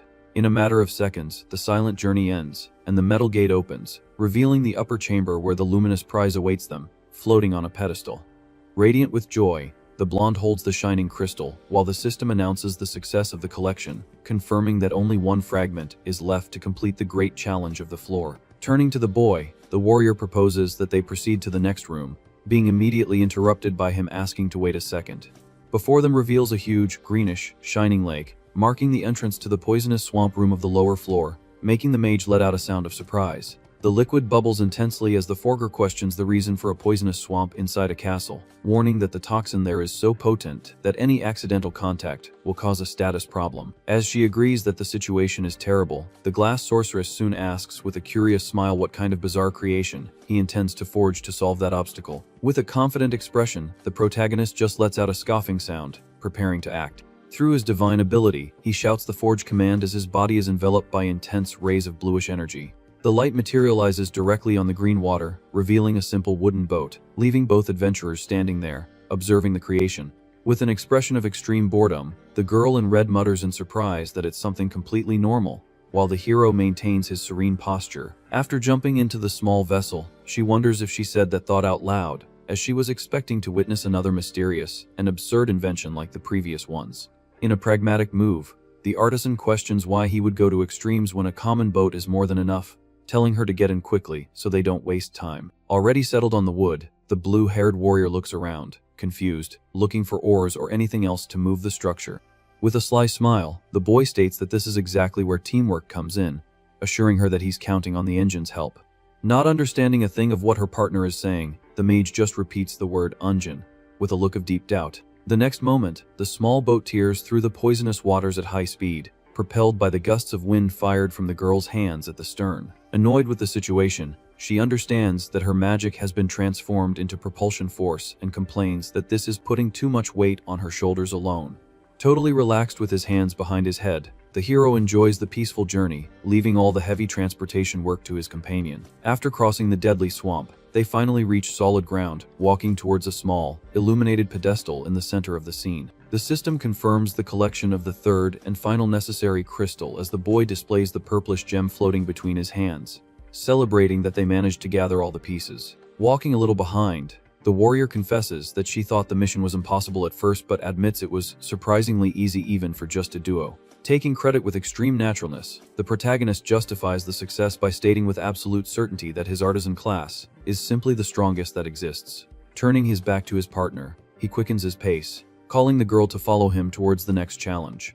Staring at the newbie's back with a deep look, the sorceress silently reflects that the artisan profession is definitely not the most powerful factor there. Following the leader's steps through the dark corridors, she concludes in her thoughts that the true anomaly of strength is the boy himself. With an expression of absolute certainty, the mage ponders that although they have known each other for a very short time, she can already state an undeniable fact about that peculiar Forger. Visualizing the aura of power emanating from the newbie, she bets that this man named Alan will become an adventurer whose name will be forever engraved in the history of this world. A few minutes later, the duo enters a large circular chamber, marking their arrival at the transfer room of the lower floor. Standing in front of a stone table, the young man explains that by inserting the gems in that location, they will be teleported directly to the middle floors, signaling that the dungeon's climax is approaching. Intrigued by such precision, the blue-haired girl comments that she has been noticing that he never gets lost in the corridors, seeming to know every little secret of that colossal castle. Holding the bluish magic stone with a very serious expression, the hero justifies his absurd knowledge by claiming that he literally bet his own life on all of this. Without adding more details, the protagonist fits the shining crystals into the corresponding spaces on the panel, activating the dungeon's ancient mechanism. Immediately, the system authenticates the delivery of the items, enveloping the duo in a pillar of intense light that teleports them directly to the middle floors. They materialize before an immense, swirling blue portal that serves as the official entrance to the new area of the floating castle. Staring at the magical structure, the artisan comments that this section is an instance dungeon, finding it very strange for a dungeon to literally exist inside another. Comparing the situation to a matryoshka doll, he leaves the warrior totally confused about what that unknown object would be. Resuming his walk, the Forger promises that if he remembers, he will make one of those dolls for her as soon as they finish conquering the place. drawing only a question mark from his ally. Standing a few steps from the portal, the hero suggests they enter quickly to finish the job once and for all. Suddenly, the girl asks him to wait a second, making the young man look over his shoulder to understand the reason for the sudden pause. With her hand on her chest and an extremely determined look, the sorceress proposes they have a little competitive match before actually entering the dungeon. Showing some curiosity, the boy turns his face, asking if she is suggesting some kind of dangerous bet. With a sharp smile, the warrior confirms her intention to compete, showing that she is taking the challenge very seriously. Using a visual graph, she explains that the information gathered guarantees that the middle floor is divided into two completely distinct sections. A projected vision displays a horde of bizarre monsters as she details that the first area is filled with a colossal swarm of weak enemies. Receiving agreement from her experienced partner, conjuring a small fireball on her finger, the mage proposes that they compete to see who can take down the most creatures, since the system records the individual kill count. Crossing his arms, the newbie questions the logic of the bet, claiming that those conditions seem blatantly favorable only to her side.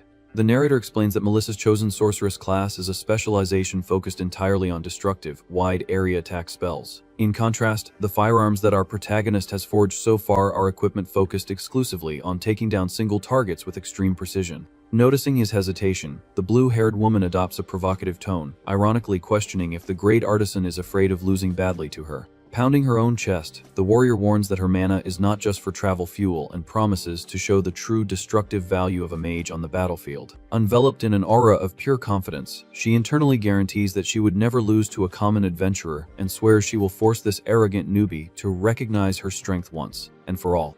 Not caring about his ally's wounded pride, the boy calmly accepts the challenge, deducing that this silly competition would end up speeding up the clearing of the floor anyway. With the deal sealed, the sorcerer stipulates that the loser will have to buy a high-level potion for the winner, as they face the large dimensional portal together. Crossing the blue barrier, the duo officially enters the first room of the middle section, facing a colossal army of enemies blocking the path in a gigantic corridor. The dark environment is illuminated only by the glowing red eyes of the hundreds of dark creatures that howl, ready to tear apart any intruder who approaches. Adjusting her combat stance, the mage announces that she's starting the show, demonstrating total control of the frightening situation. Quite calm, the forger just follows his partner's movement, prepared to put his own ingenious plan into practice. A holographic warning from the system appears, ordering them to defeat 1,500 monsters to overcome the first trial as the enraged horde advances at full speed. Concentrating an absurd amount of dark magic in her hands, the girl in red recites her incantation, ordering the enemies to turn to dust in the night. A storm of swirling purple energy engulfs the adversary's front line, activating the powerful area of effect attack called Black Nebula. Looking over her shoulder with a victorious smile, the warrior boasts of her tremendous clearing power, guaranteeing that this is the real damage expected from an elite sorceress. Acknowledging his partner's show, the young man raises his right hand, activating intense blue rays, and warns that now it's his turn to truly shine. The system details the attributes of the newly forged brutal weaponry, displaying the Gatling gun with a very high attack, as the hero announces the artisan's turn. Facing the horde without retreating an inch, the boy tells the creatures to eat lead, displaying a merciless look. The multiple barrels of the heavy weapon begin to spin at high speed, firing a continuous storm of golden flashes that illuminate the dark corridor. The frantic burst of bullets tears through the air, piercing and shattering the flesh of the countless monsters that tried to approach in a true bloodbath. Impact explosions pop in the middle of the enemy crowd, obliterating the adversary ranks without giving the deformed creatures a chance to react. Completely flabbergasted by the carnage, the mage questions what kind of absurd invention that is, noting that the power and rate of fire are on a level far beyond reality. Masterfully handling the machine's recoil, the shooter explains that the Gatling gun sacrifices the user's mobility, but compensates by delivering the greatest clearing power among firearms, suggesting she give up while there's still time. Gritting her teeth with pure stubbornness, the blue-haired woman refuses to throw in the towel, guaranteeing that her sorceress pride would never accept losing a mass destruction contest to any other class. Just 2 minutes of shooting later, the corridor is empty, and the holographic scoreboard displays the overwhelming victory of the newbie's 811 kills against his partner's 600, who collapses exhausted on the floor. Devastated by the result, the girl grumbles, unable to believe she managed to lose a bet focused precisely on the main strength of her magical specialty. Passing the defeated woman, the protagonist tries to smooth things over, saying the contest was quite close and asking her not to be so depressed about the final score. Without stopping his walk, the artisan completes his sentence, warning with extreme coldness that the only problem was that she chose him as her opponent in that reckless bet. Raising her head, the glass sorceress repeats the boy's phrase, internally admitting that this newbie is definitely an anomaly outside any logical curve of the world. The duo now finds themselves in a new, gigantic, and silent hall, marking the beginning of the second section of the floor, where the battle against the great boss awaits them. Focused on the mission, the hero points out that if they win here, only the upper floor will be left, where the decisive battle against the crystal dragon will reward them with the long-desired jade orb. With her hands on her hips, the sorceress comments that the dungeon seems very easy by his side, even though it's recommended for the maximum difficulty of that level range. Staring into the dark corridor, the protagonist keeps his gaze focused and alert to any strange movement. Observing the darkness ahead, the boy calmly warns that the enemies have just arrived. From the shadows emerges an immense purple ogre armed with a wooden club, mounted on the back of a ferocious manicore. The holographic system reveals the beast's identities as a crystal ogre and a crystal manicore, both pegged at level 50. Frightened by the bizarre combination, the girl notes the mount while the artisan deduces that the duo uses coordinated attacks and warns that they will need to find a way to separate them. Focused on strategy, the hero immediately invokes his divine ability, activating the bluish energy of the forge in his hands. Wielding a heavy rocket launcher, he declares his intention to blow up both monsters at once with that brutal weaponry. Upon laying eyes on the equipment, the mage recognizes the weapon on the spot, remembering that it was what annihilated the lower floor's boss instantly.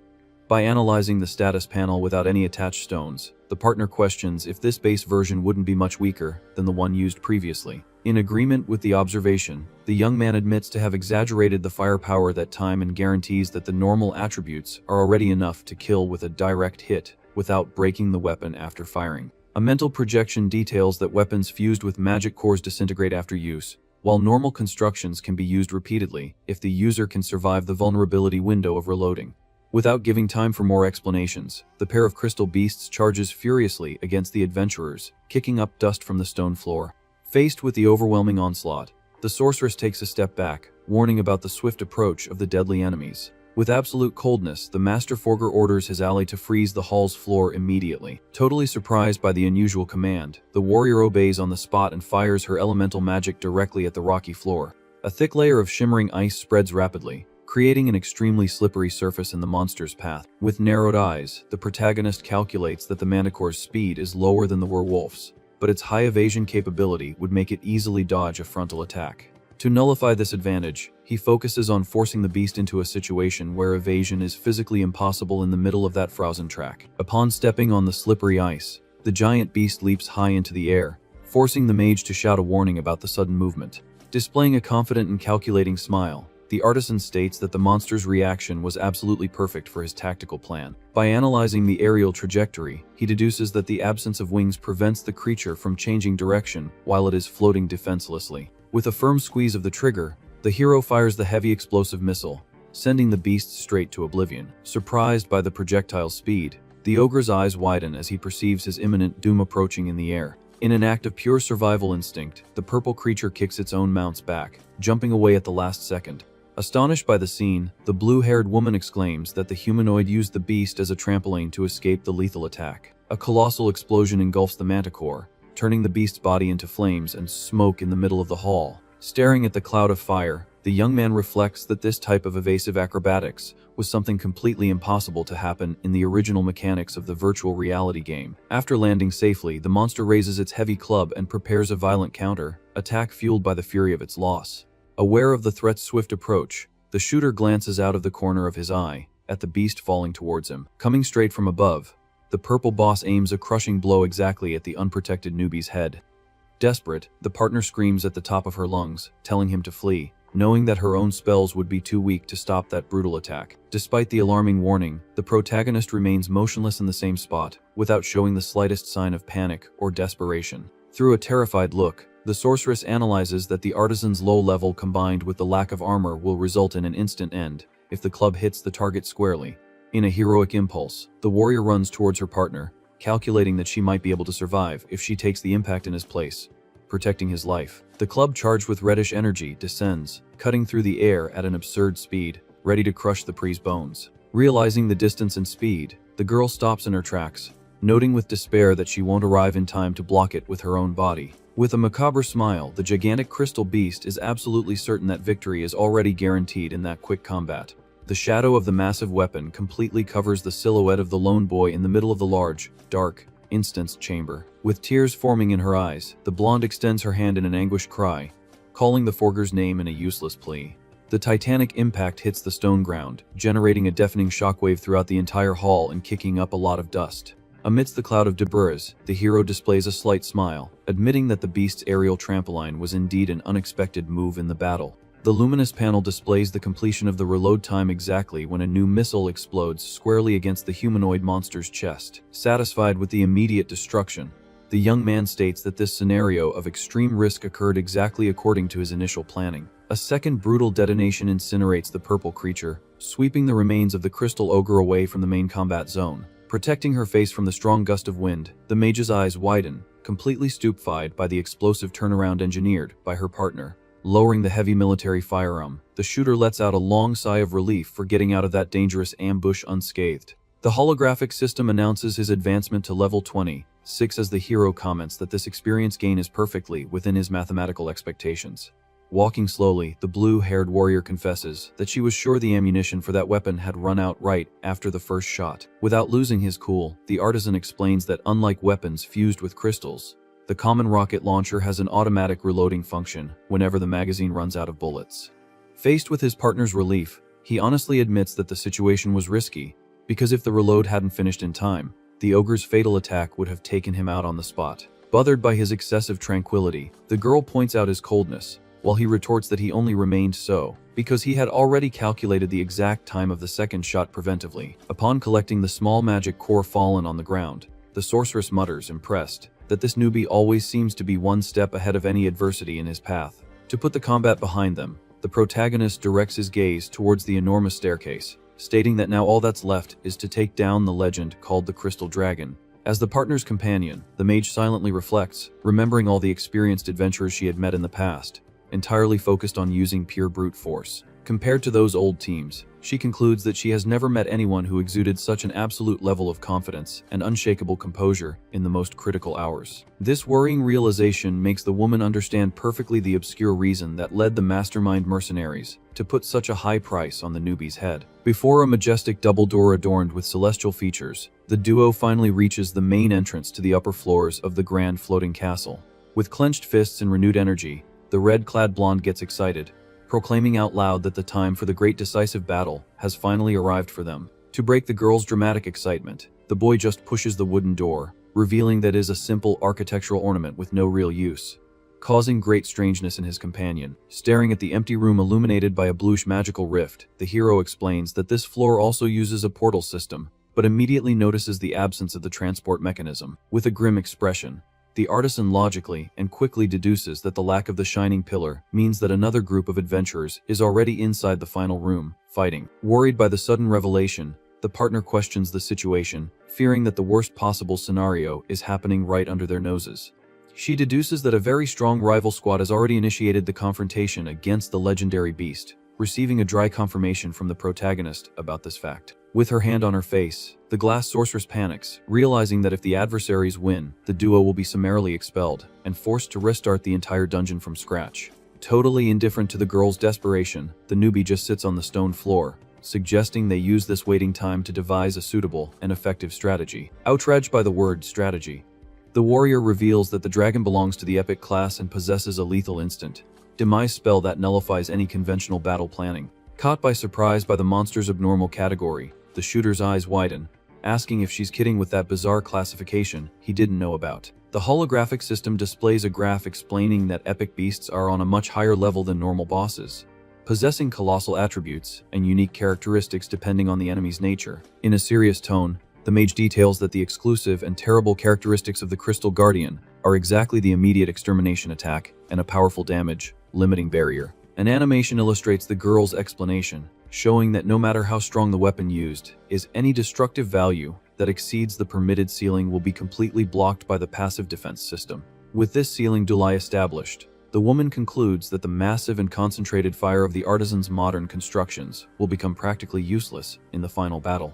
Aware of the challenge's complexity, the young man asks his ally to pay close attention, as he will need her tactical support to deal with the invisible threat of immediate annihilation. The sorceress points out that inside the isolated chamber, Infinite hordes of small minions will continue to spawn in successive waves until the gigantic dragon is definitively defeated. Straight to the point, the Master Forger assigns the group's roles, demanding that his partner focus entirely on sweeping the armies of common monsters, while he will assume the exclusive responsibility of taking down the supreme leader. After understanding the situation, the sorceress questions how they will deal with the instant demise attack. Being direct, the protagonist guarantees he will find a way, and tells his partner to take cover behind him when he gives the signal. Before a huge shining blue portal, the artisan concludes that the previous group's battle is already over, as they themselves were not expelled from the castle. With a dark look, he decrees that the other adventurers were completely annihilated. He then explains that once inside that boss area, escape becomes totally impossible. With sweat running down her face, the blue-haired warrior starts to get very nervous. She realizes the gravity of the tension upon noticing that even skilled veterans were decimated by that lethal spell. Walking calmly through the room, the young man states that everything will be fine. He reinforces that if the two of them follow the strategy to the letter, victory will be guaranteed in the end. With her eyes fixed on her partner's back, the mage decides to put all her faith in him. Glancing out of the corner of his eye, the hero asks her to leave the heavy lifting to him. Standing before the swirling portal, the boy reflects internally, determined. He swears that he can't afford to perish until he becomes the first max-level player in this world. The duo finally passes through the magical barrier. They arrive at the upper floors, marking the dreaded final boss area of the Crystal Castle. Observing the immense circular arena, the warrior mutters, impressed by the architectural grandeur of the place. The surrounding scenery, however, is one of pure chaos and destruction. That luxurious environment is now completely stained with the blood of the former mutilated challengers. Shocked by the macabre sight, the blonde comments on the absurd number of bodies scattered on the cold floor.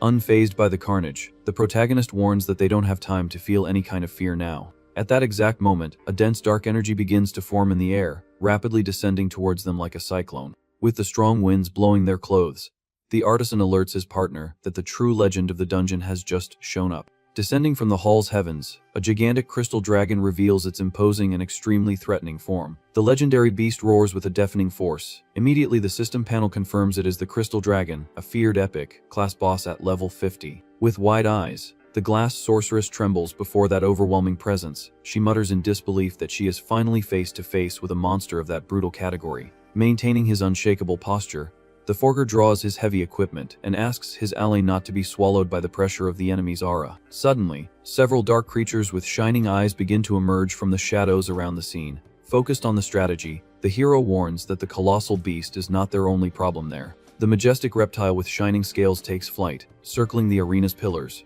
ready to begin the great massacre. With the huge Gatling gun held firmly in his hands, the protagonist reminds his partner that controlling that mob of minions is her total responsibility, receiving confirmation on the spot. Without wasting a single second, the boy pulls the trigger of his destructive invention, firing a dazzling shower of golden bullets into the air. The multiple projectiles hit the dragon's rocky body squarely, causing continuous small explosions and drawing roars of pain from the winged creature. Focused on his aim, the master artisan analyzes the flying beast defense mechanism. He logically deduces that his machine's high rate of fire perfectly nullifies the boss's damage limit barrier. Far away, sweeping away the smaller monsters, the mage is astonished by the overwhelming damage. She can't believe that her lone partner is managing to suppress an epic beast just with a hail of lead. Despite the momentary advantage, the young man displays an extremely analytical expression. He knows perfectly well that this reptile is dangerous, but trusts that exploiting the system's exact weakness will guarantee their victory. Suddenly, the blue-haired warrior interrupts her attack and lets out a sound of pure confusion in the middle of the rush. The thunderous sound of the shot ceases at once as the iron machinery cools down, losing its lethal glow in a critical instant. Staring at the silent barrels of his main weapon, the shooter dryly notes that the contraption's ammunition ran out at the worst possible time. Taking advantage of the gap left by the lack of suppression, the dragon raises its neck and begins to channel a massive amount of shining energy in its throat. Immediately, the protagonist's serene expression transforms into pure shock as he recognizes the legendary beast's characteristic and fatal posture. The young man screams at the top of his lungs, ordering his ally to retreat immediately. He desperately warns that the feared instant annihilation attack is about to be fired. The energy in the monster's maw turns to a dark purple hue, concentrating a gigantic sphere of absolute destruction. The colossal beast spits the deadly spell called Black Death Flame, sweeping the entire arena as the mage screams her partner's name, thinking it's the end. In an impressive reflex, the artisan slams his open hand on the stone floor, activating blue magic rays throughout his body. He takes the front line, invoking the supreme command of his forging class. An immense wall of thick metal sprouts directly from the earth, blocking the purple wave head-on. Cowering in the safety of the steel, the glass sorceress is astonished by the defense built from nothing. Right after protecting themselves from the searing impact, the boy explains that he created a shield with high thermal resistance. He details that the spell loses its lethality if it doesn't touch the targets, revealing the purpose of the loose block in the scene. Crouched behind the temporary protection, the hero coldly plans the next step. He warns that the Gatling gun has finished its automatic reload and promises a heavy counterattack as soon as the enemy flame ceases. However, a sharp crack of yielding metal interrupts the duo's optimistic planning. Terrified, the woman points to the enormous cracks spreading dangerously across the defense plate. Staring at the structural damage, the Master Forger breaks into a cold sweat, realizing the gravity of the situation. He admits to himself that this premature rupture was definitely not in his mathematical calculations. With his eyes narrowed in tension, he tries to process the tactical failure. The newbie concludes that the equipment's durability simply couldn't withstand the continuous thermal pressure of the monstrous breath. Without showing any sign of fatigue, the crystal reptile maintains the dark flow, destroying the steel layer by layer. The thick forged plate finally shatters into thousands of incandescent pieces, leaving the adventurers completely vulnerable in the hall. Faced with the lethal threat, the shooter reasons in milliseconds. Seeking a survival route, he knows that raising another shield will be useless, needing to invent a revolutionary method to survive this chaos. The crushing blast passes through the ruined barrier, drowning the entire stone floor in pure annihilating energy. Punished by the metallic debris, the warrior huddles on the ground, screaming her partner's name in desperation amidst the purple fire. Facing the destructive pillar, the protagonist's face hardens, focused solely on saving his team.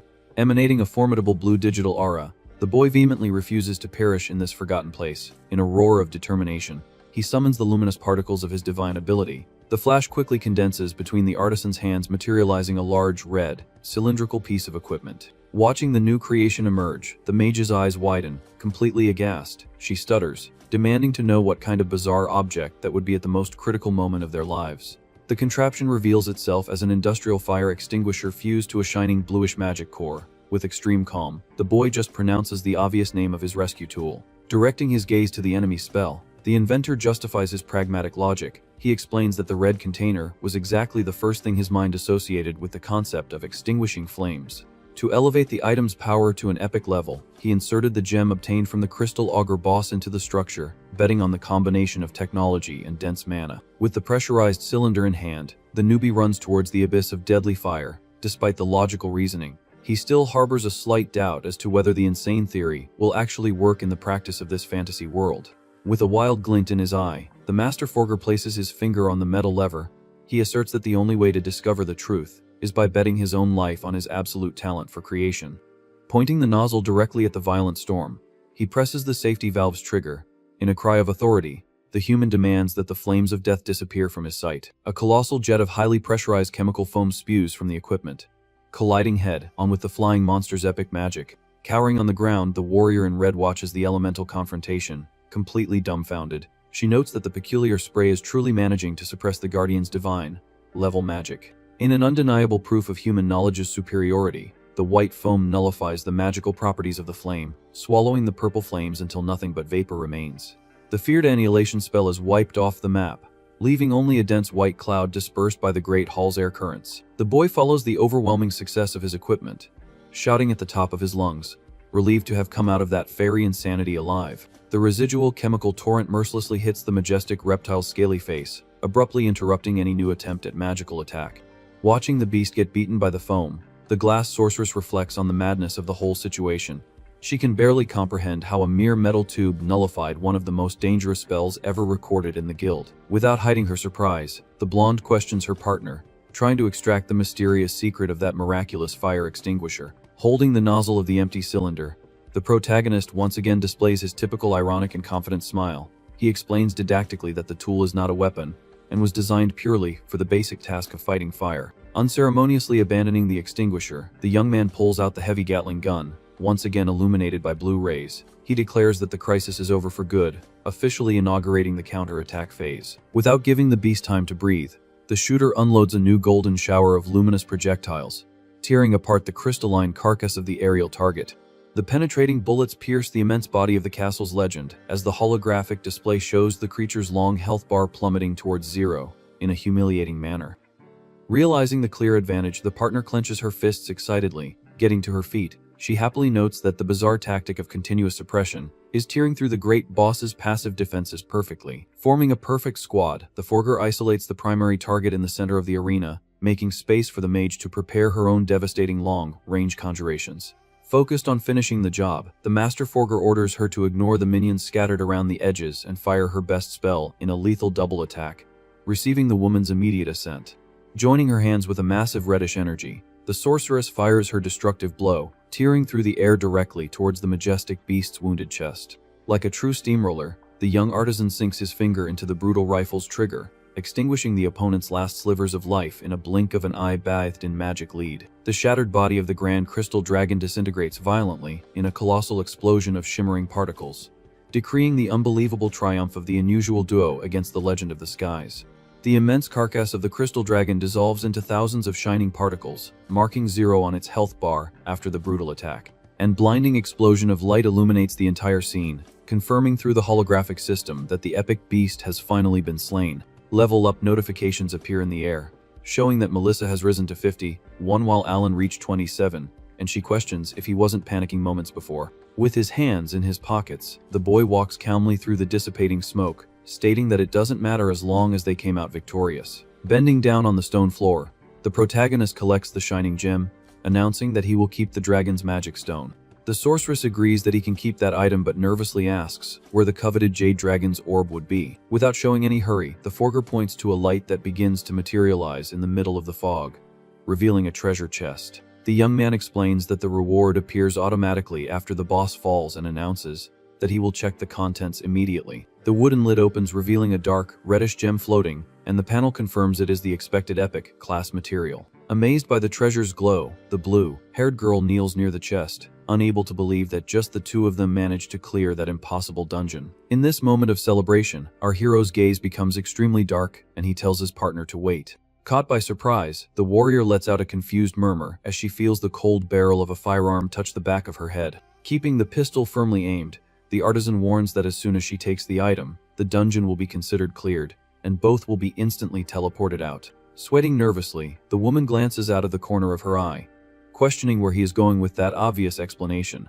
Displaying a cold expression, the boy asks if by any chance she forgot the terms of the cooperation agreement they made in the desert. With his finger on the trigger, the protagonist demands that his ally fulfill her promise and reveal who sent that squad of assassins after him. Closing her eyes and sweating nervously, the mage acknowledges that this was the deal and promises to tell everything, asking him to put away that dangerous weapon. Letting out a long sigh, the boy lowers the pistol, accepting her peaceful surrender as the sorceress gets up from the floor. Staring seriously at her partner, the woman in red begins the topic about the mysterious person who ordered the newbie's demise. Placing her hand on her hip, the warrior prepares to reveal the great secret she has kept throughout the entire journey. In a cautious tone, the girl confesses that the truth is she doesn't know the exact name of the person who hired the mercenaries. Immediately, the artisan's face contorts with pure rage, veins popping on his forehead as he realizes he's been played for a fool. In a swift movement, he points the barrel of the gun right between her eyes, and the mage waves her hands desperately, asking for calm. Stuttering with terror, the partner guarantees she has a general idea of which organization is behind it and begs him not to be so hasty, as the information is solid. Pondering the justification, the shooter lets out a heavy breath, accepting the excuse that she at least has a reliable guess. Holstering the invention, the young man says he will listen to the story, and that he will let the slip-up pass if the revelation is truly useful for his plans. Straight to the point, he questions what this organization responsible for the attack would be, asking if it happens to be some powerful clan. Maintaining a grim expression, the blue-haired warrior denies the assumption, stating that the enemy is something much bigger than a simple group of adventurers. In a tone full of mystery, Melissa reveals that the client is an institution he knows very well, being the Adventurers Guild itself. Upon hearing that name, the Master Forger's eyes widen slightly in surprise, trying to process the unexpected information. Recalling the meeting with the guild's bigwigs, the protagonist doesn't understand the reason, as the organization's goal is to defeat the Demon King, and he had already promised to help with that task. Walking through the room, the ally explains that there would be no problem with him if he were just a common, newbie adventurer. With a deep look, the sorceress points out that the artisan's great flaw is being someone too strong for the established standards. Racking his memory, the boy analyzes the situation, remembering what he heard before the battle in the rocky desert. The image of the masked assassin appears in the Forger's mind, bringing back the phrase that the people who gave the order hated newbies, who broke the power rules of that world. Confirming the suspicion, the mage details that he is much more powerful than anyone at his level, and that if he continues like this, he will end up defeating the Demon King, irritating the people in the guild who don't want that to happen. Staring at the monstrous silhouette of the Dark Lord in his thoughts, the hero questions what the reason would be for someone not to want the demise of that global threat. In a didactic manner, the warrior explains that if the monster perishes, the world will achieve peace, and people will no longer need adventurers, causing the end of the guild itself. Understanding the dirty politics, the young man concludes that the top brass is assassinating talented newbies, just to protect their own luxurious positions, and his partner fully agrees. Adding details, the blue-haired girl points out that not all executives think this way, but rather an extremist group infiltrated, known as the Remnant faction. With a cold gaze, the shooter asks who the leader of this group is, guaranteeing that the problem will be solved if he simply crushes the head of the snake. Shrugging, the woman warns that the great obstacle is that they have no idea who the members are, and the boy lets out a confused murmur. She justifies the mystery by explaining that the faction has no direct connection to the Army of Darkness, acting only in the shadows to delay the king's defeat without committing obvious sabotage. Furthermore, the sorceress reveals that the conspirators could be anyone, like tavern owners, blacksmiths, and clerics, as all these civilians would profit from the endless war. Scratching his hair in irritation, the protagonist grumbles that this situation will be an endless headache if he has to suspect every merchant he meets. Upon hearing this reasoning, the ally supposes that given the level of the hired squad, the mastermind of the desert ambush is certainly an influential executive of the extremist faction. The hero coldly declares that he doesn't care who the culprit is, warning that he will not forgive any unfortunate soul who tries to hinder his leveling progress. Changing the subject, he asks the sorceress to tell him how the other prodigies hunted by the organization deal with the constant attacks from the guild. Indignant at his lack of perception, the girl takes a step back and shouts that she herself is one of those targeted prospects, making the boy turn his face in embarrassment at his gaffe. Coughing to clear the awkward atmosphere, the warrior regains her composure, deciding to focus on what really matters at the moment. Staring into the void with narrowed eyes, the protagonist listens as his ally brings up the subject of how to defend against future assassination attempts. The scene changes to the outside of the flying castle, where dozens of adventurers are ejected from the dungeon in pillars of blue light, completely disoriented.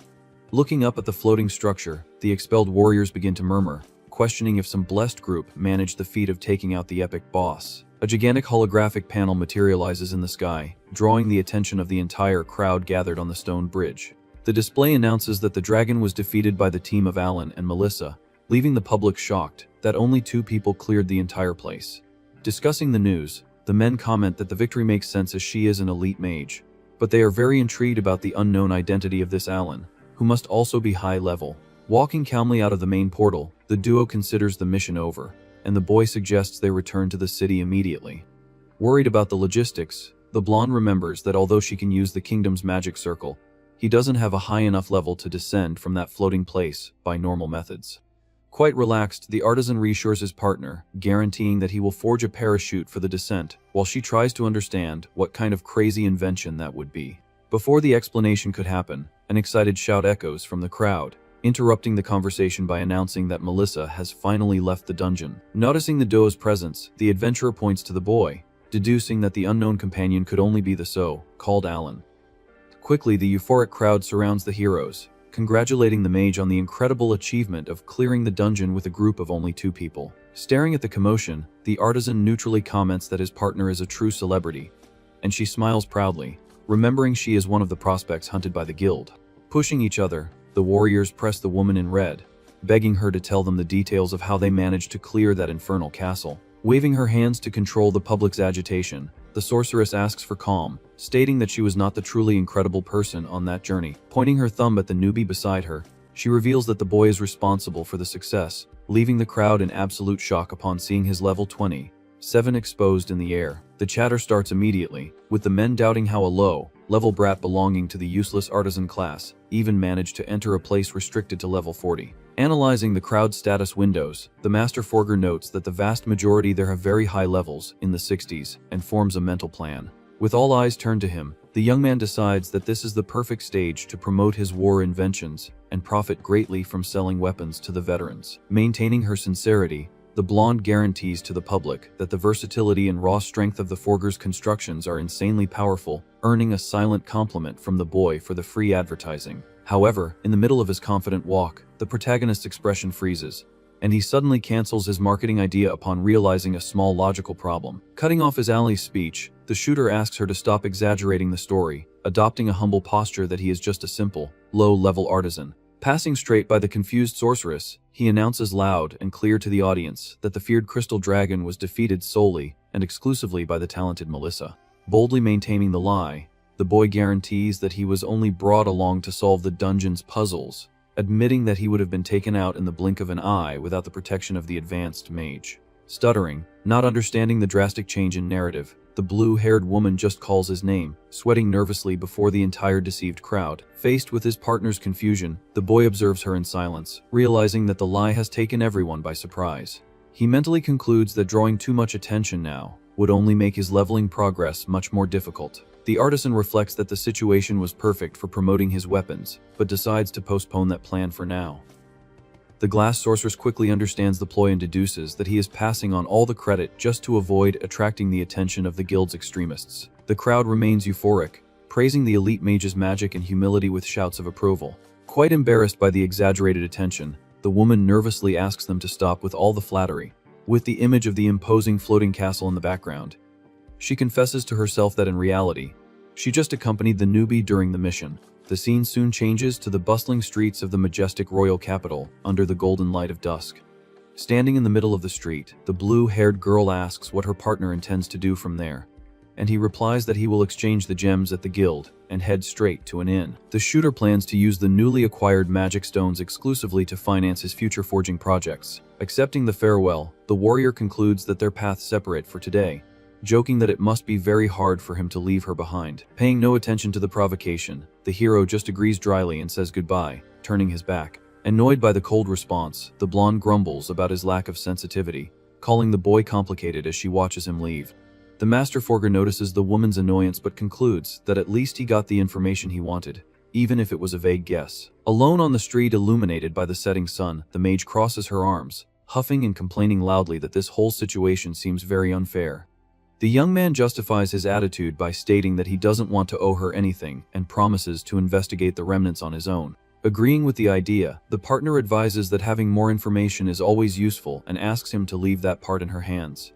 In an excited tone, she suggests they hunt together again in the future, guaranteeing that next time, she will be the one to carry him. Faced with the promise, the boy just lets out a low, enigmatic chuckle without confirming anything. The sorceress says goodbye, asking the newbie to be careful, and he returns the wish as they go in opposite directions in the city. During her solitary walk, the woman in red mentally admits that she still can't believe what happened. She reflects in shock on the absurd fact of being completely carried by a mere level 27 artisan. Conjuring a small sphere of fire in her hand, the mage wonders if she will achieve an equal destructive power to his if she manages to fully master her magical class. Suddenly, the girl's serene expression changes to pure alert as she feels a strong murderous intent in the air. Turning her head abruptly, she tries to identify the source of that bloodlust in the middle of the busy street. On top of a nearby roof, a masked assassin suddenly appears, wielding a deadly bow and arrow. The mercenary releases the string, and the sharp projectile cuts through the air at high speed, descending towards the street. With no time to hesitate, the warrior screams the forger's name, desperate to warn him of the imminent danger. The hero hears the call and looks over his shoulder, realizing the ambush on the spot. In an impressive reflex, the boy throws himself to the side, dodging a direct attack from a shining dagger made by a second stealthy enemy. The killer fails miserably at the strike, and is shocked by the prey's absurd agility. Running to the scene of the attack, the partner finds that the mercenaries have already managed to flee far away. The artisan gets up from the ground, brushing off his clothes, and casually comments that that ambush was a very close call. Sighing in frustration, the young man confesses that he never imagined the enemies would have the audacity to attack in broad daylight inside the capital. The sorceress concludes that the masterminds are getting desperate and warns that under these conditions, he won't be able to walk alone through the city for long. To solve the problem, she recalls the offer to teach him how to deal with the assassins, and the boy reluctantly accepts the suggested method. Exuding confidence, the blue-haired woman suggests charging a price to act as his personal bodyguard. The newbie refuses the offer on the spot, claiming it sounds too expensive and that he prefers to deal with the danger alone. Making a disappointed face, The warrior asks him not to do anything crazy and guarantees that he can count on her if anything goes wrong. With an ironic smile, the girl reminds him that, after all, they are now official members of the same group. The Master Forger observes her in silence, recognizing the weight of those words of partnership. Noticing his fixed gaze, the mage asks if he has a problem with them forming a team, but he quickly denies it. Showing determination, the boy warns that he won't forgive her if he ends up getting taken out by some random assassin, as he now considers her a valid companion. Displaying his typical arrogant smile, the protagonist decrees that he will not perish by any means until he reaches the coveted level 999. The red-clad blonde turns and waves in a friendly manner, saying see you later as the sun sets in the city. Alone on the street, the artisan feels the breeze on his face and reflects on the unexpected turns of his new life. He recalls the days in the virtual reality game where he focused exclusively on leveling up alone, finding it much easier not to carry dead weight. In a mental vision of his combats, he ponders that having battle companions might not be such a terrible idea after all. Shaking his head, the boy mutters that these sentimental thoughts don't suit his practical personality at all. The hero decides to push these ideas out of his mind and focuses on the immediate priority of finding a solution against the hired killers. On the morning of the next day, the protagonist walks through the streets of the capital under a clear and sunny sky. With a serious expression, he thinks that he never imagined he would need to step into a place like that so soon, but circumstances forced him. The young man stops in front of a large, fortified building, looking like a small castle within the city. The building's facade bears the imposing emblem of the clan association, marking the Forger's new objective. A memory from the previous day emerges, showing the duo talking right after the victory against the Crystal Dragon about countermeasures against the assassins. At that moment, the glass sorceress revealed that the fastest way to protect himself was by joining a clan. The newbie questioned the suggestion, wanting to understand the purpose of joining one of those groups. The partner began to explain that these organizations are formed by adventurers, but he interrupted her, saying he already knew the basics. What the shooter really wanted to understand was how exactly this affiliation would help to ward off the mercenaries hired by the guild. Using nature as an example, the woman compared the tactic to a herd of animals, explaining that safety lies precisely in moving in large numbers. Concluding her reasoning, the warrior recommended that he join a large-scale, high-level clan, as these factions have connections with influential people. The boy repeats the phrase about people in power with a dark and calculating look. In his mind, the image of the guild's suited leader appears, remembering that the man with glasses had also suggested joining a clan sponsored by him. The sorceress finished her advice by stating that the affiliation would guarantee his physical safety and at the same time allow him to gather vital information about the enemies. Back in the present, the Master Forger crosses the double doors and enters the crowded lobby of the association. Observing the chaotic movement, the young man wonders how he will find and join exactly the type of organization he is looking for. As he walks, the other adventurers begin to recognize him and whisper in surprise that the newbie is not yet associated with any group. One of the guys comments that he is very famous among adventurers of the general category, spreading the buzz around the place. The artisan's fame runs wild, with people remembering that he recently shattered the absolute record of the Wolf Mine. Others whisper with wonder that he is the mysterious Forger who cleared the Sky Castle accompanied only by the elite mage the day before. Ignoring the gossip, the protagonist analyzes the hall's structure and realizes that there are separate reception counters for each clan category. The system explains that the classification defines the group's main objective, such as the conquest type, focused entirely on clearing dungeons. There are also specializations in social defense, collection and subjugation, in addition to the multifaceted type that encompasses all activities without restrictions. With his hands in his pocket, the hero notes that the desks dedicated to the general, conquest, and subjugation categories are by far the most sought after by the public. Despite the crowd, he shrugs, stating that the popularity of the functions is of no importance to his plans, and advances through the hall. Approached in the middle of the hall, the artisan turns his head, surprised by a robust warrior who calls his attention. Maintaining his calm posture, the boy stares at the stranger and directly asks for his identity. The blond man gives a wide smile, surrounded by his group, revealing himself to be the master of the conquest type clan called Gazelles. Trying to recruit the newbie, the man states that he has heard great rumors about the Forger's talent, praising his raw strength. With a focused look, the shooter listens to the invitation without showing initial interest while analyzing the situation. Suddenly, the conversation is interrupted by an elegant man who tells his rival not to bother the newbie with conquest groups and advises that a general faction is much more advantageous for gaining experience. The new leader introduces himself as the master of the B-rank clan called Tigers and extends a warm invitation for the boy to join them. Furious with the interruption, the first leader shouts and lunges, arguing that there should be a waiting order to speak with the recruit. A real commotion starts around the protagonist, with dozens of adventurers physically fighting for the chance to recruit the young prodigy. Observing the fight, one of the onlookers comments that he is astonished by so much fuss over a level 27 guy, deducing that he must possess a valuable secret. Influenced by the buzz, other group leaders begin to consider the idea of also entering the dispute to recruit the boy at all costs. With shouts from all sides, a third adventurer boasts, offering a spot in an A-rank clan, justifying that the number of members is what matters most in the end. Staring at all that commotion, the hero lets out a sigh, asking everyone to be silent for a brief moment. Turning his gaze back to the crowd, the Master Forger politely thanks them for all the invitations offered. To end the dispute for good, he decrees that he is only interested in joining a defense-type faction of A rank or higher, leaving everyone silent and surprised. Confused by the answer, the leaders of the attack groups grumble for being rejected so easily in favor of a defense-focused clan. Confirming the decision with his eyes closed, the young man reflects on the logical reasons that led him to this specific choice. In his mind, he details that defense organizations have direct links with local rulers, making the environment perfect for collecting crucial information. He further projects that by using the excuse of providing defensive support, he can easily distribute his firearms throughout various cities, multiplying his experience gain. As a final point, he concludes that the stability and sponsorship of A-class factions will guarantee the necessary financial support for his heavy forges. Opening his eyes with a dark expression, the protagonist tells the weaker leaders to step away, stating that he will not accept any terms that deviate from the conditions he has just imposed. Annoyed by the blunt rejection, the adventurers retreat in silence, abandoning the idea of trying to convince him. The hall quickly empties around the hero, confirming that the high requirements have scared off almost all interested parties in the place. Observing the rapid exodus, the young man mutters in surprise that the crowd gave up faster than he had imagined and wonders if anyone will be left. A single man in heavy armor slowly approaches with metallic steps, saying that although everyone failed to meet the imposed conditions, he himself meets them all perfectly. Turning his face to the stranger, the artisan calmly stares at him, asking him to introduce himself and state which clan he belongs to. With an affable smile and a respectful pose, the silver-armored warrior reveals that his name is Flynn. Displaying an imposing aura, the man proudly identifies himself as the official master of the Holy Guardian clan.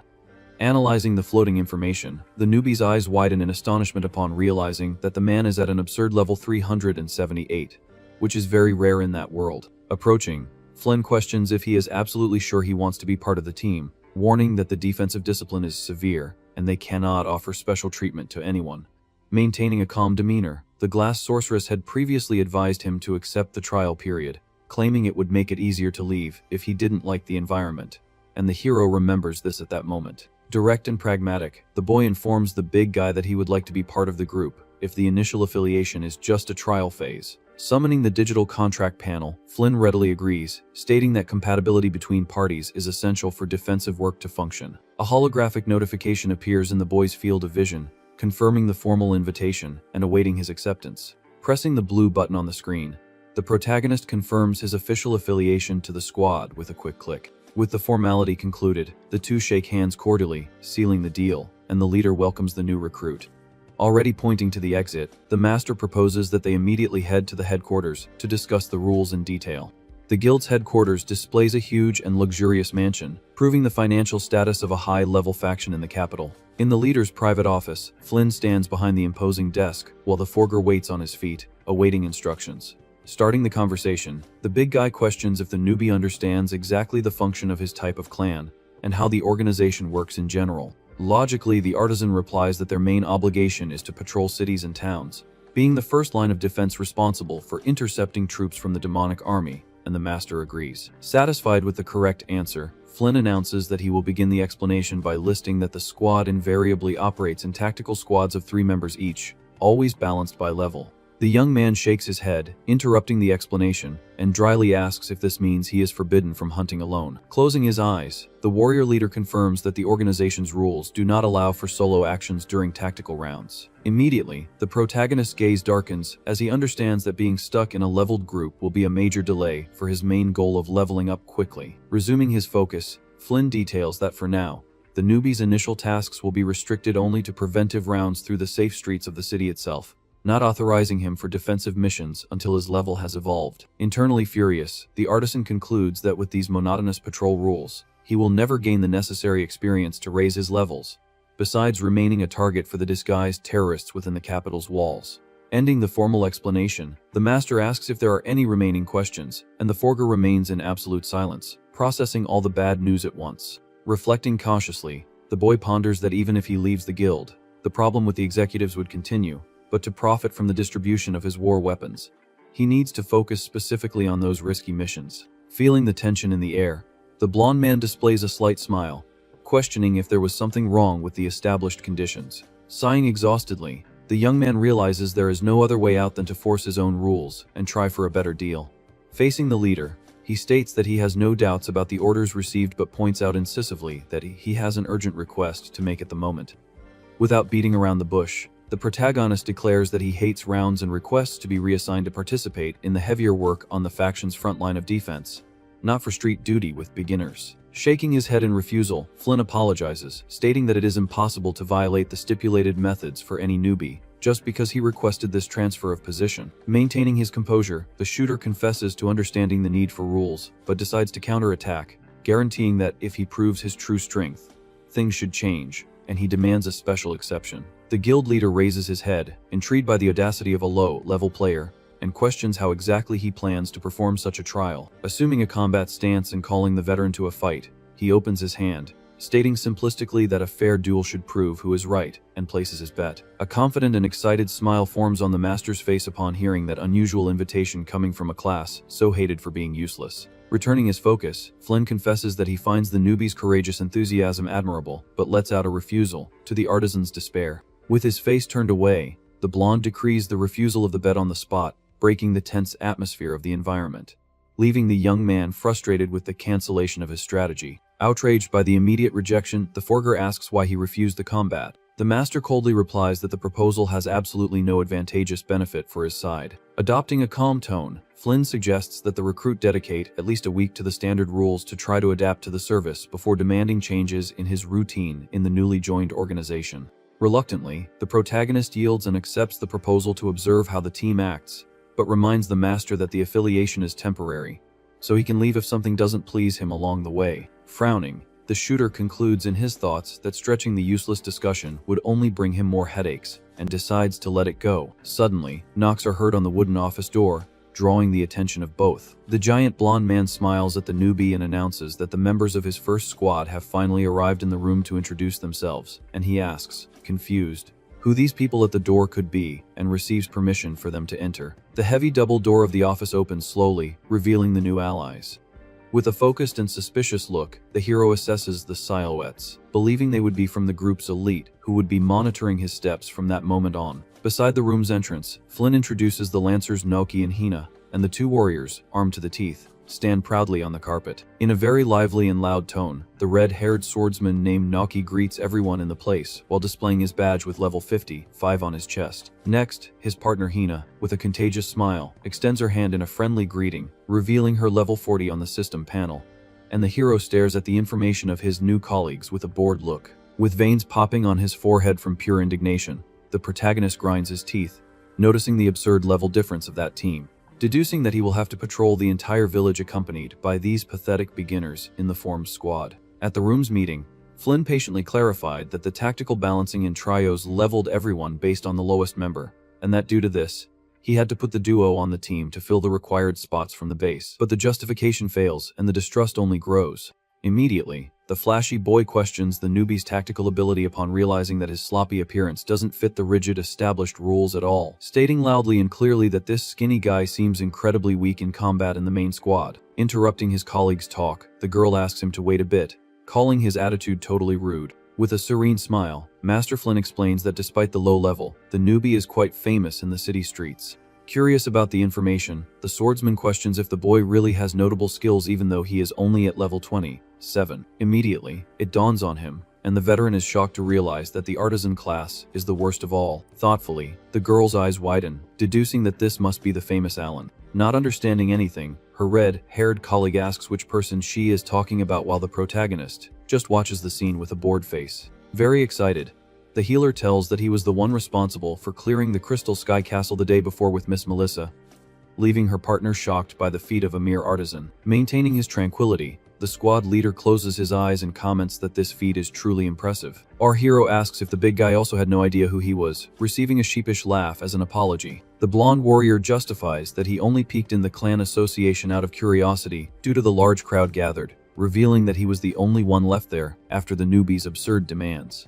Without losing his pose, the young man concludes that the master accepted him anyway because he thought all that fame meant great talent. With her eyes shining with excitement, the girl asks the leader if they can really form a group with someone so amazing. Seething with envy, the swordsman grumbles that the artisan was probably carried by the sorceress, who could clear the place alone. He argues that the woman has always called herself a rising star and must be telling the truth, while the forger just listens to the provocation in silence. To break the tense atmosphere, Flynn suggests that the trio go out for a hunt at that very moment to understand each other's abilities. Quickly, the duo accepts the leader's proposal, showing great excitement for their first joint mission. Approaching, the red-haired boy places his hand on the newbie's shoulder and warns mockingly that this is his only chance to admit that he's weak. Annoyed by the attitude, the protagonist finds it irritating that the veteran picks a fight for no reason and decides to just flatter him to end the matter quickly. Through pure irony, the boy fully agrees, stating that the sorceress dominated the dungeon alone and that he was just a useless parasite on the journey. Displaying an extremely proud smile, the swordsman beats his chest, celebrating that his theory was completely right from the beginning. Patting his companion on the back, the veteran tells the newbie not to worry and to leave all the heavy lifting to him, while the artisan laments the sudden intimacy. After saying goodbye at the mansion's door, the trio finally sets off for their first official hunt through the city streets.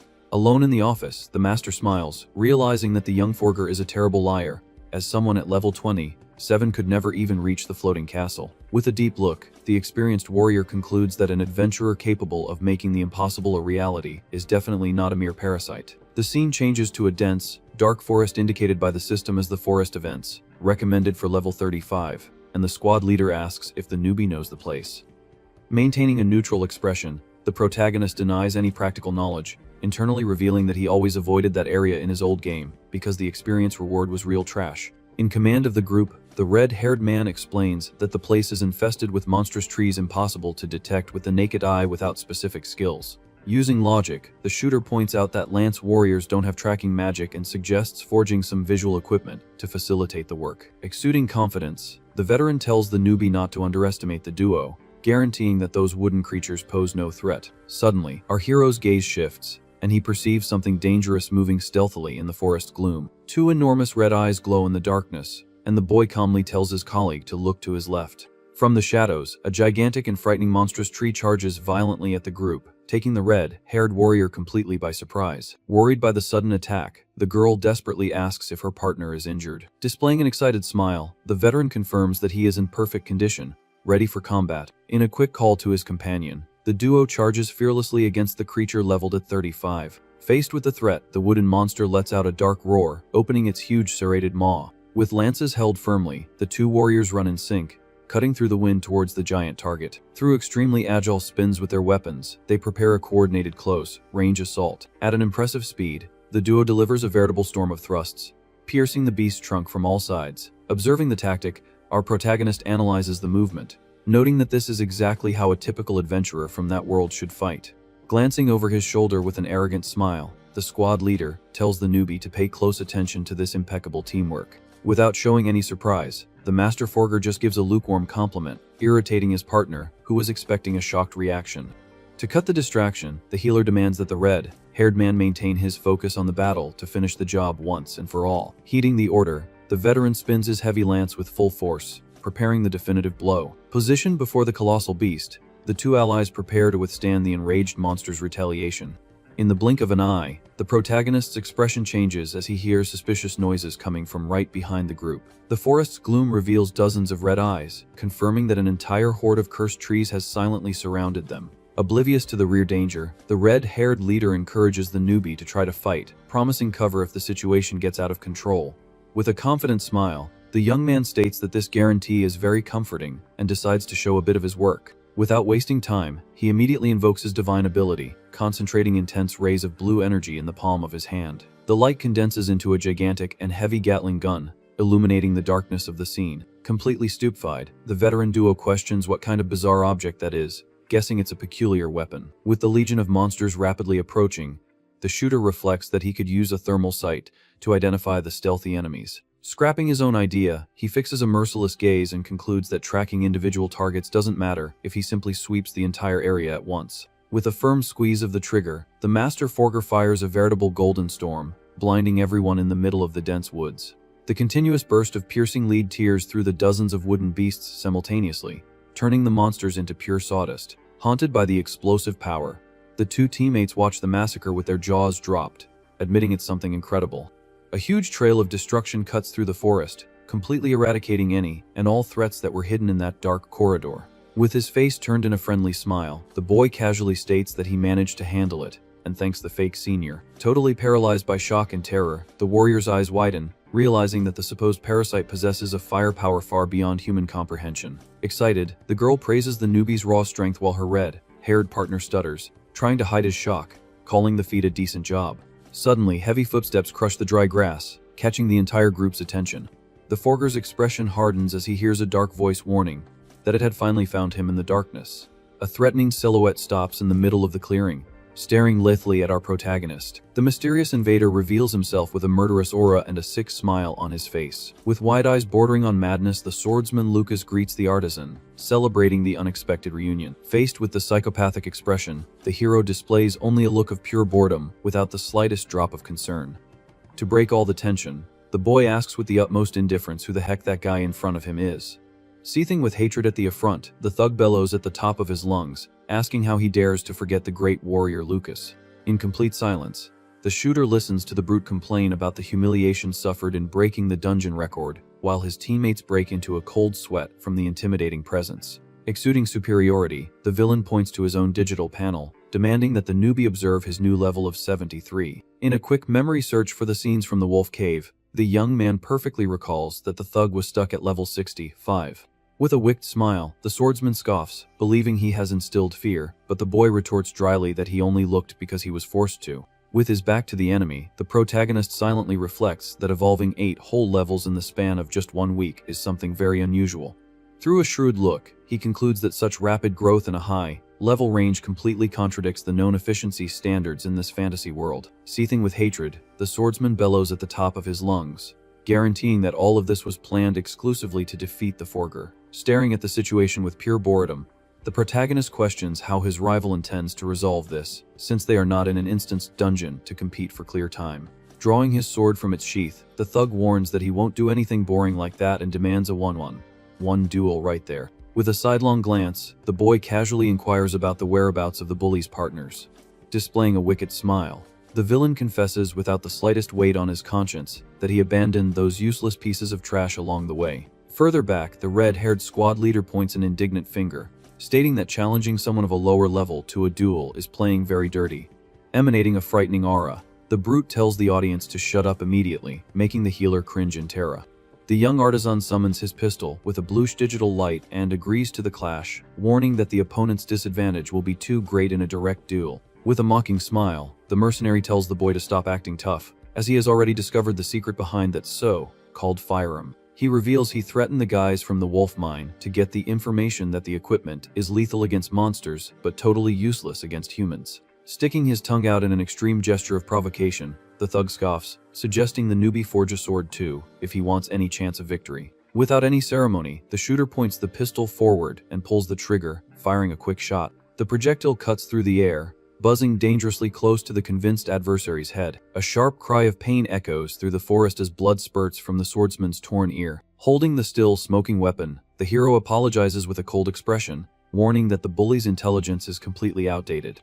Thrown to the ground and holding his bloody ear, the thug cries in pain while the protagonist warns him not to worry, as the next shot will go straight through. Sweating bullets, the swordsman groans, trying to stop the bleeding from the graze wound caused by the unlocked weapon. Turning his back, the coward flees, running through the forest and shouting that he will let the boy go unscathed this time, telling him to remember this moment. With a tired sigh, the artisan confesses that he has no confidence he will remember that trash, while the red-haired man is shocked that he scared off a level 73 so easily. With flushed cheeks, the healer watches the scene, completely amazed by the recruit's cool attitude. Resuming his walk, the hero decrees that now all that's left is to defeat the king of the Ents in the DPS area to finish the mission for the area. The girl animatedly comments that she always thought the Forger class was very weak but realized it can be incredibly strong depending on how it's used in combat. The boy agrees that the profession has peculiarities that are difficult to master, but is perfect for him, changing the subject soon after to ask why she chose to be a lancer. Trembling with jealousy, the squad leader notices the friendly interaction and despairs, thinking the newbie will steal his partner's attention. Butting into the conversation, the red-haired warrior interrupts the blushing girl, asking abruptly if the shooter has a girlfriend or anything of the sort. In an exaggerated leap, the veteran places himself right between the two, shouting for the artisan to wait a second.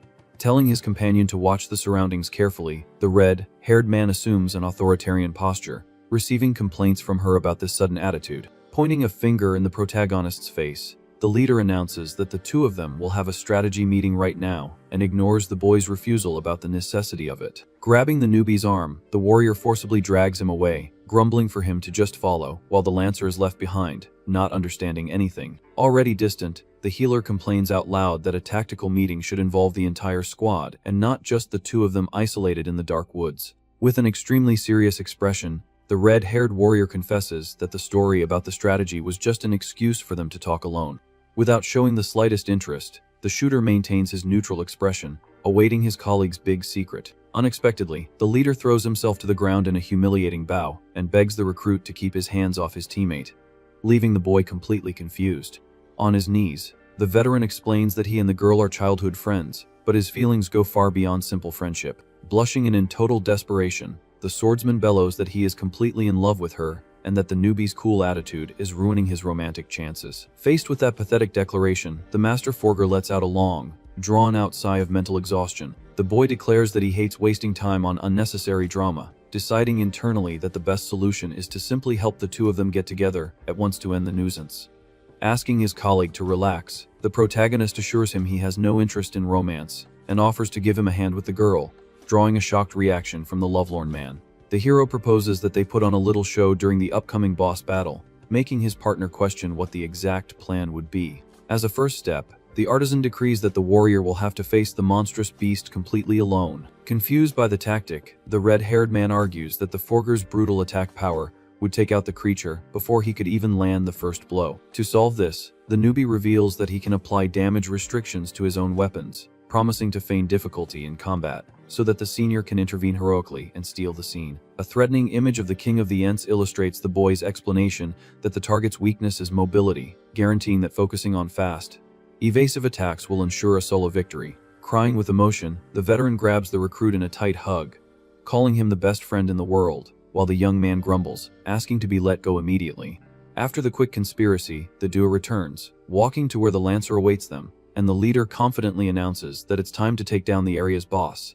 The imposing King of the Ents emerges from the depths of the forest, displaying its 3 red eyes and marking level 35 on the holographic system. Frightened by the wooden monstrosity, the love-struck warrior sweats nervously and stutters about the creature's overwhelming size.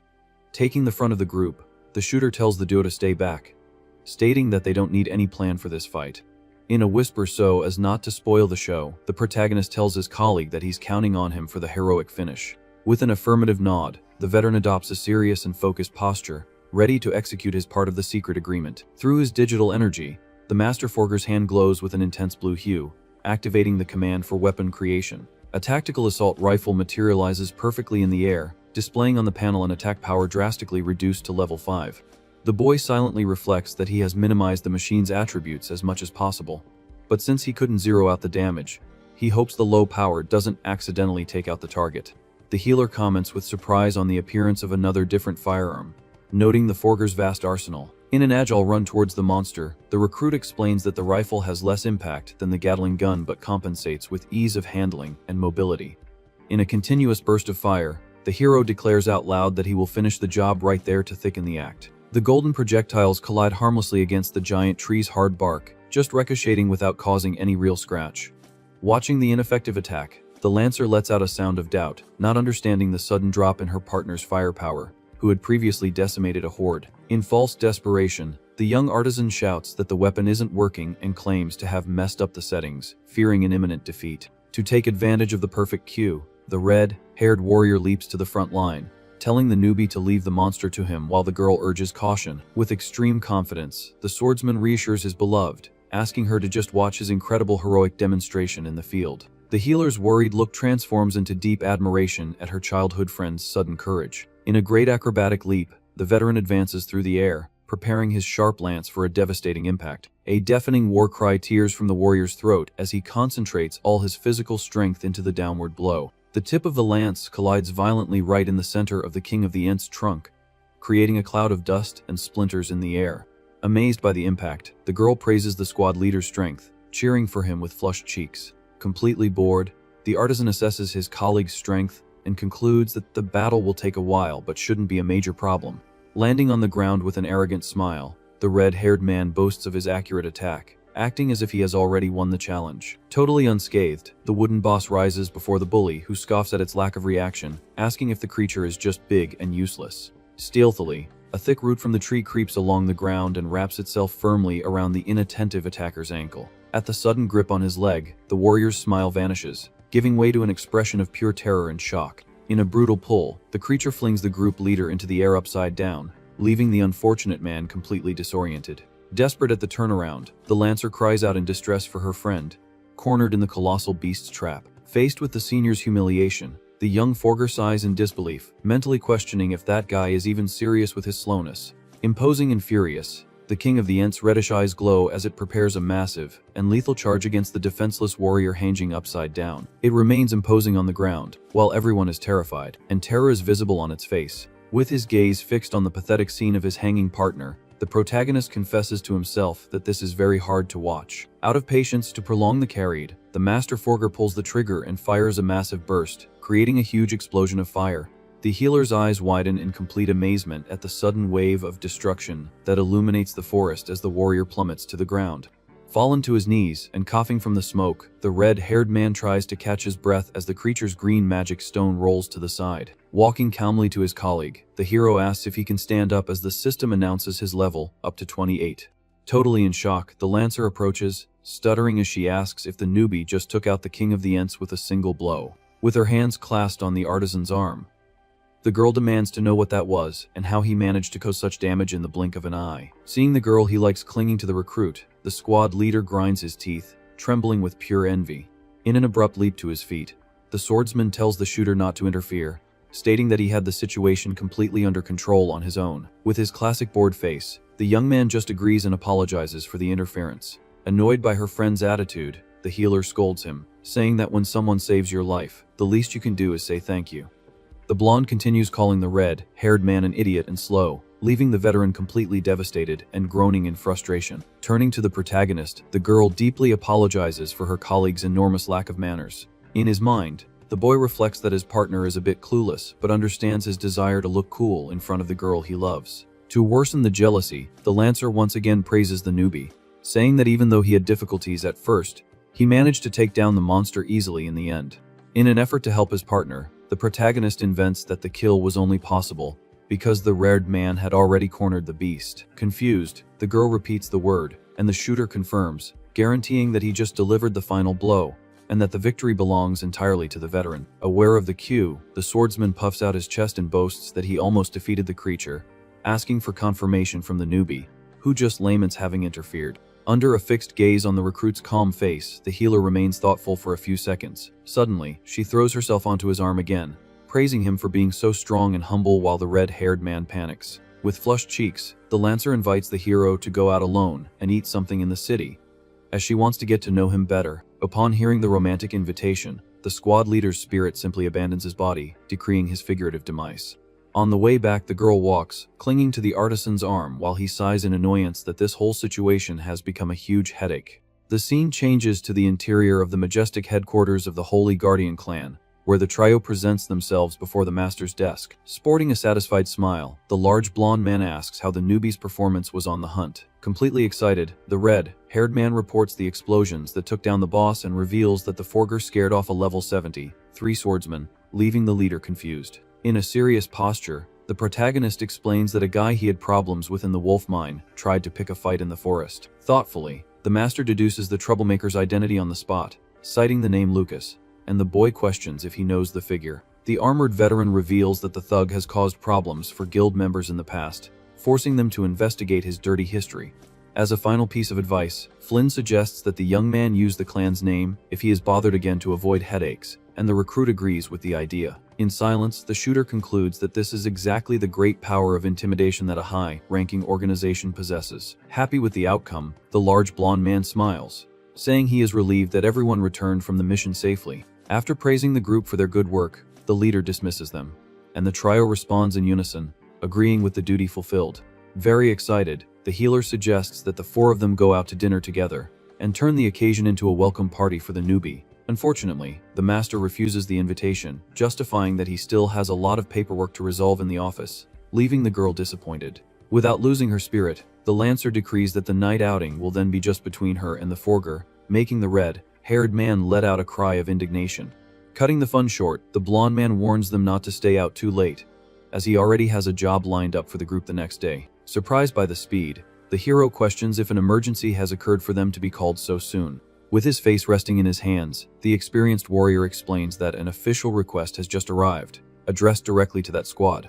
The partner celebrates the news while the leader corrects the information, saying that the request was made specifically for the young artisan. Pointing a finger at himself, the boy is confused, and the girl praises him, amazed that he was requested on his very first day of work. Adopting a serious tone, Flynn warns that it is not a standard defense mission, but rather a very peculiar request, making the boy ask for details. The master tells that the client demanded the distribution of the peculiar forged equipment to the local residents, while the girl proudly comments that the inventions are called firearms. With his gaze turned downwards, the master forger summarizes the order, asking if the mission consists solely of delivering his weaponry. Agreeing with the summary, the leader reveals that the destination of this special trip will be the border town called Beyondall.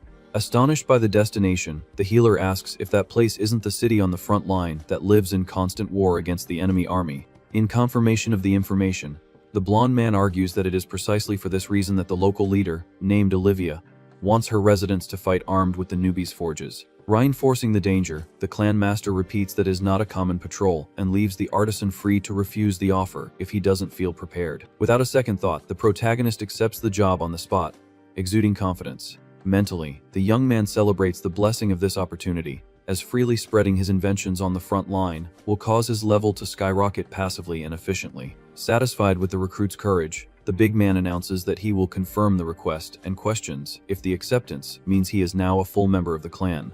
The shooter agrees nonchalantly, confessing that he had even forgotten the detail of being only in a trial period. Suddenly, a click illuminates the boy's mind, and he narrows his eyes, finding it extremely suspicious that a distant leader knows a newbie in a trial phase. Rising from his chair, Flynn orders the trio to depart the next morning with travel costs paid, but the hero suggests going alone, and is immediately reminded of the unbreakable rule of working in trios. Back on the Master Forger's arm, the Lancer invites him to explore the city together as soon as they finish the job, receiving a look of pure exhaustion. Trying to get rid of the girl, the shooter suggests she take the tourist trip accompanied by the red-haired man. Against the suggested idea, the girl bellows vehemently that she wants to go only with him, breaking her childhood friend's heart, while the master scolds her for her lack of consideration. Worn out by mental exhaustion, the protagonist sighs and confirms his presence on the next day's mission, ending the matter. The trio turns to leave the room, with the girl excitedly calling the newbie towards the wooden door.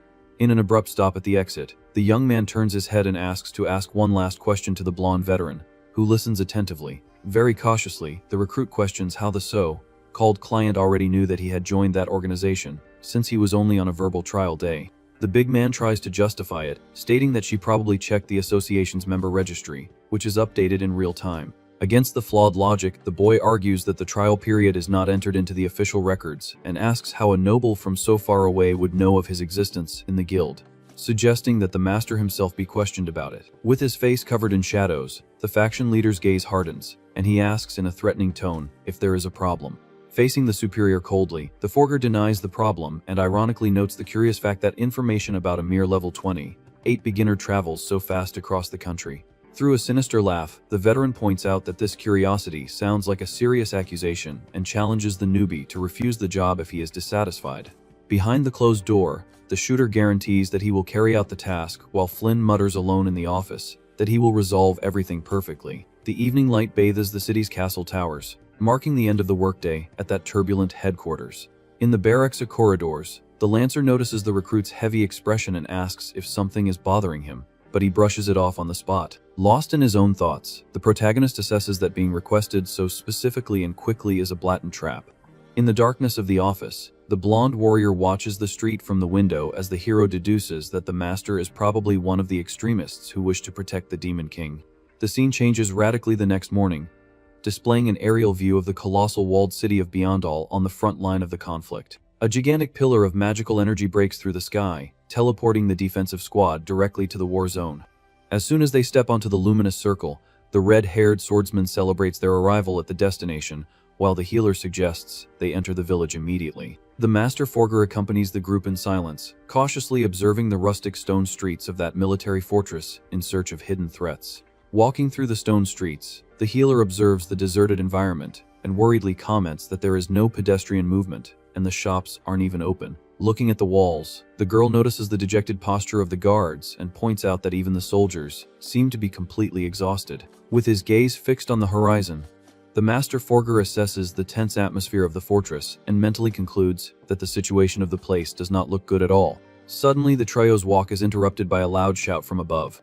A heavily armored guard wielding an axe waves desperately, drawing the adventurers' attention on the street. Pointing behind the squad, the soldier warns of an imminent threat, telling them to look back. Caught by surprise, the red-haired swordsman turns his face, and his expression changes to pure terror upon facing the danger. A colossal green beast creeps stealthily through the shadows, assuming a predatory posture, ready to pounce. The holographic panel flashes, revealing the creature's identity as a giant lizard, marking the feared level 55 of the boss class. Completely terrified, the Lancer takes a few steps back and questions how the heck a boss-class monster managed to reach the center of the walled city. Faced with the massive threat, the guard on the wall raises his axe, sweating nervously, and warns that the situation is terrible as the beast prepares to attack. With a guttural roar, the giant lizard opens its maw and charges fiercely, forcing the warriors to leap away from the crushing impact. Without losing his composure, the protagonist extends his arm, activating his divine ability with an intense glow, and the forge command echoes through the empty street. Wielding the lethal rocket launcher, the boy locks his sights on the monster's face and complains that ambushing someone right after a teleport is extremely rude. With a dry squeeze of the trigger, the shooter fires the explosive projectile, generating a colossal detonation that sweeps the giant reptile in a sea of burning flames. Still on the ground, the red-haired warrior stares at the flames with wide eyes, impressed by his teammates' brutal strength. With flushed cheeks, the healer sighs in relief and stutters, amazed that he defeated the beast so easily. Observing the thick smoke, the guard on the wall asks, dumbfounded, what kind of absurd weaponry managed to obliterate a giant lizard with a single blow. Lowering the smoking barrel of the rocket launcher, the young man sighs tiredly while his partner praises him, stating that this perfect result was already expected from his talent. Suddenly, the victorious atmosphere is broken by the soldier's urgent shout, warning that the battle was not over yet. A new cloud of dust rises in the street, revealing the swift approach of a horde of monstrous eagles at level 40, running on 2 legs. Frowning with evident irritation, the shooter grumbles about the inconvenient arrival of enemy reinforcements at such an inopportune moment. In the midst of the tension, a loud and confident laugh echoes across the battlefield, drawing everyone's attention to the source of the sound. A warrior on horseback appears, galloping at full speed, letting out a war cry as he charges without hesitation against the crowd of winged beasts. In a fluid and brutal movement, the knight spins his heavy halberd, delivering a clean cut that tears the monsters apart, sending goo spraying everywhere. With his face stained by the beast's goo, the newcomer displays a merciless expression, proving his extreme skill in close combat. Reining in his mount near the debris, the man directs his gaze to the protagonist and asks if he would be the forger known as Lord Allen. Calmly confirming his identity, the boy returns the question, wanting to know who the skilled warrior before him is. The long-haired knight proudly introduces himself as Gordo, holding the post of captain of the royal guard of that military fortress. The soldier informs that he came at the command of the sovereign Lady Olivia to escort the group, while the artisan silently notes that the captain's attributes are completely hidden in the system. Maintaining a formal posture, the captain points to the side of the street and politely asks the adventurers to board the luxurious carriage that awaits them. Dazzled by the vehicle, the veteran duo lets out a sound of pure fascination at the elegance of the transport. Walking towards the vehicle, the red-haired man excitedly comments that he has never ridden in something so fancy, while the girl wonders if they aren't receiving a little too much special treatment. With his eyes closed, the royal guard reflects on the exaggerated hospitality for a low-level artisan and soon justifies out loud that the prolonged war has left the city's finances on the brink of collapse.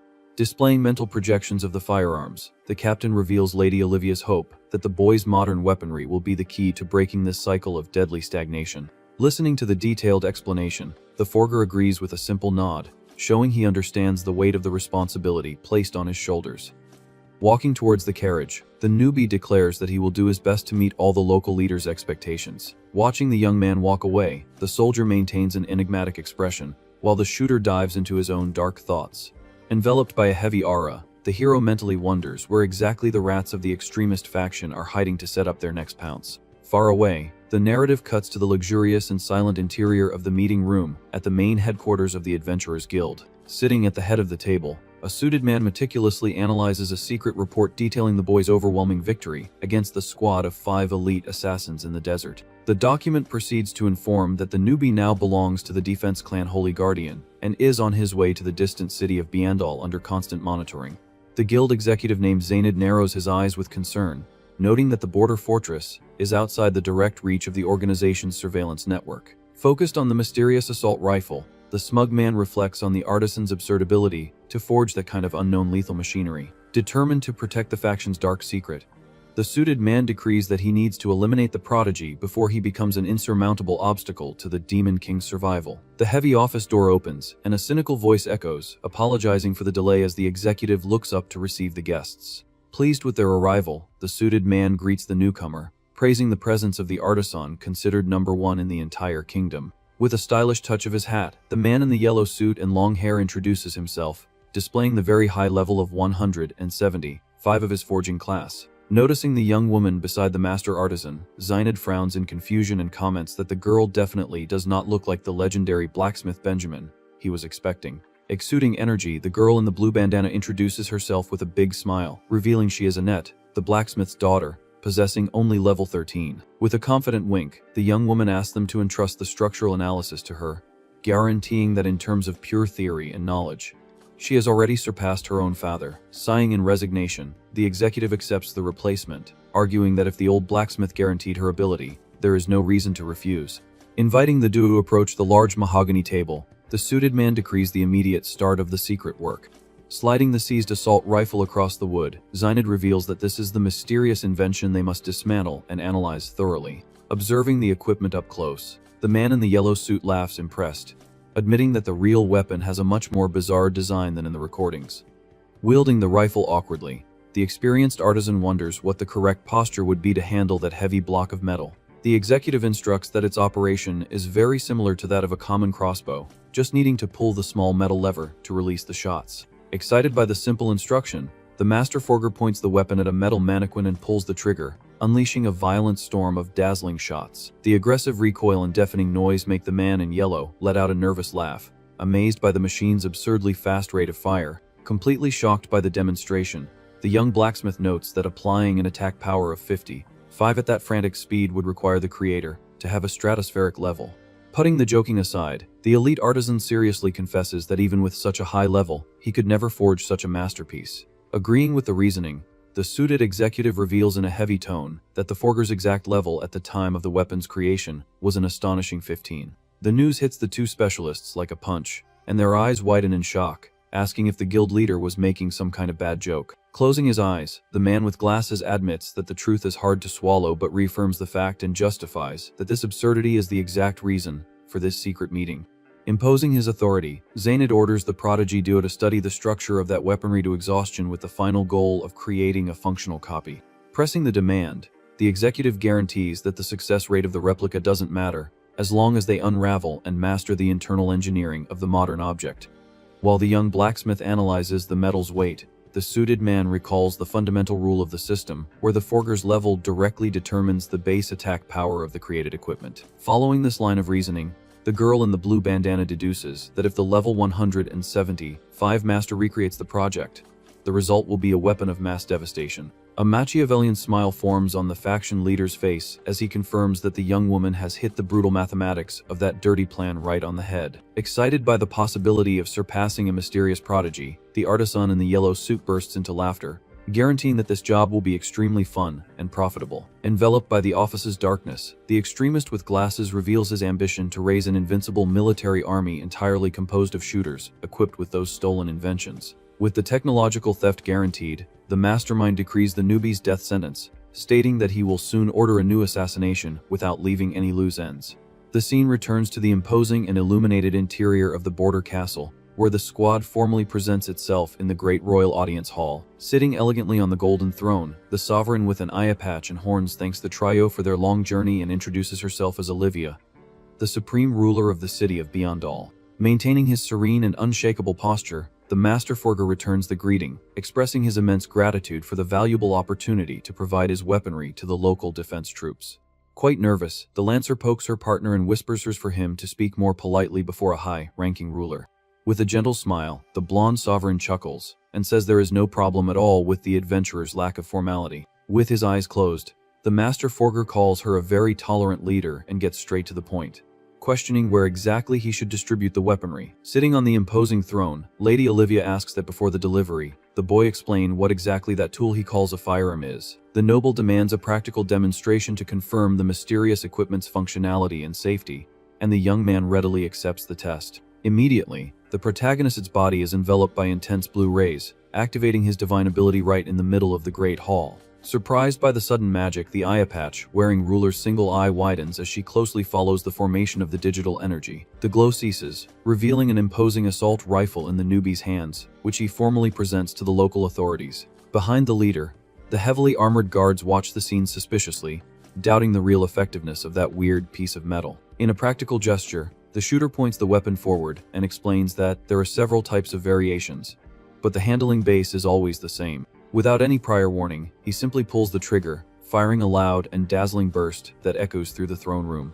The red-haired swordsman collapses to the ground, screaming in terror as he sees the projectiles buzz dangerously close to his head. Furious with the scare, the veteran bellows, asking the reason for that sudden shot, while the boy apologizes with his classic bored face, claiming to have shot without thinking. Amazed by the bang, the ruler claps her hands, praising the formidable practicality of the equipment that will allow even common civilians to fight effectively. She quickly deduces that the safety lock that nullifies damage against humans makes the project perfect, and the healer takes the opportunity to ask a pertinent question. Curious about the extreme strategy, the young Lancer questions the real reason for forcing inexperienced civilians to actively participate in the war zone.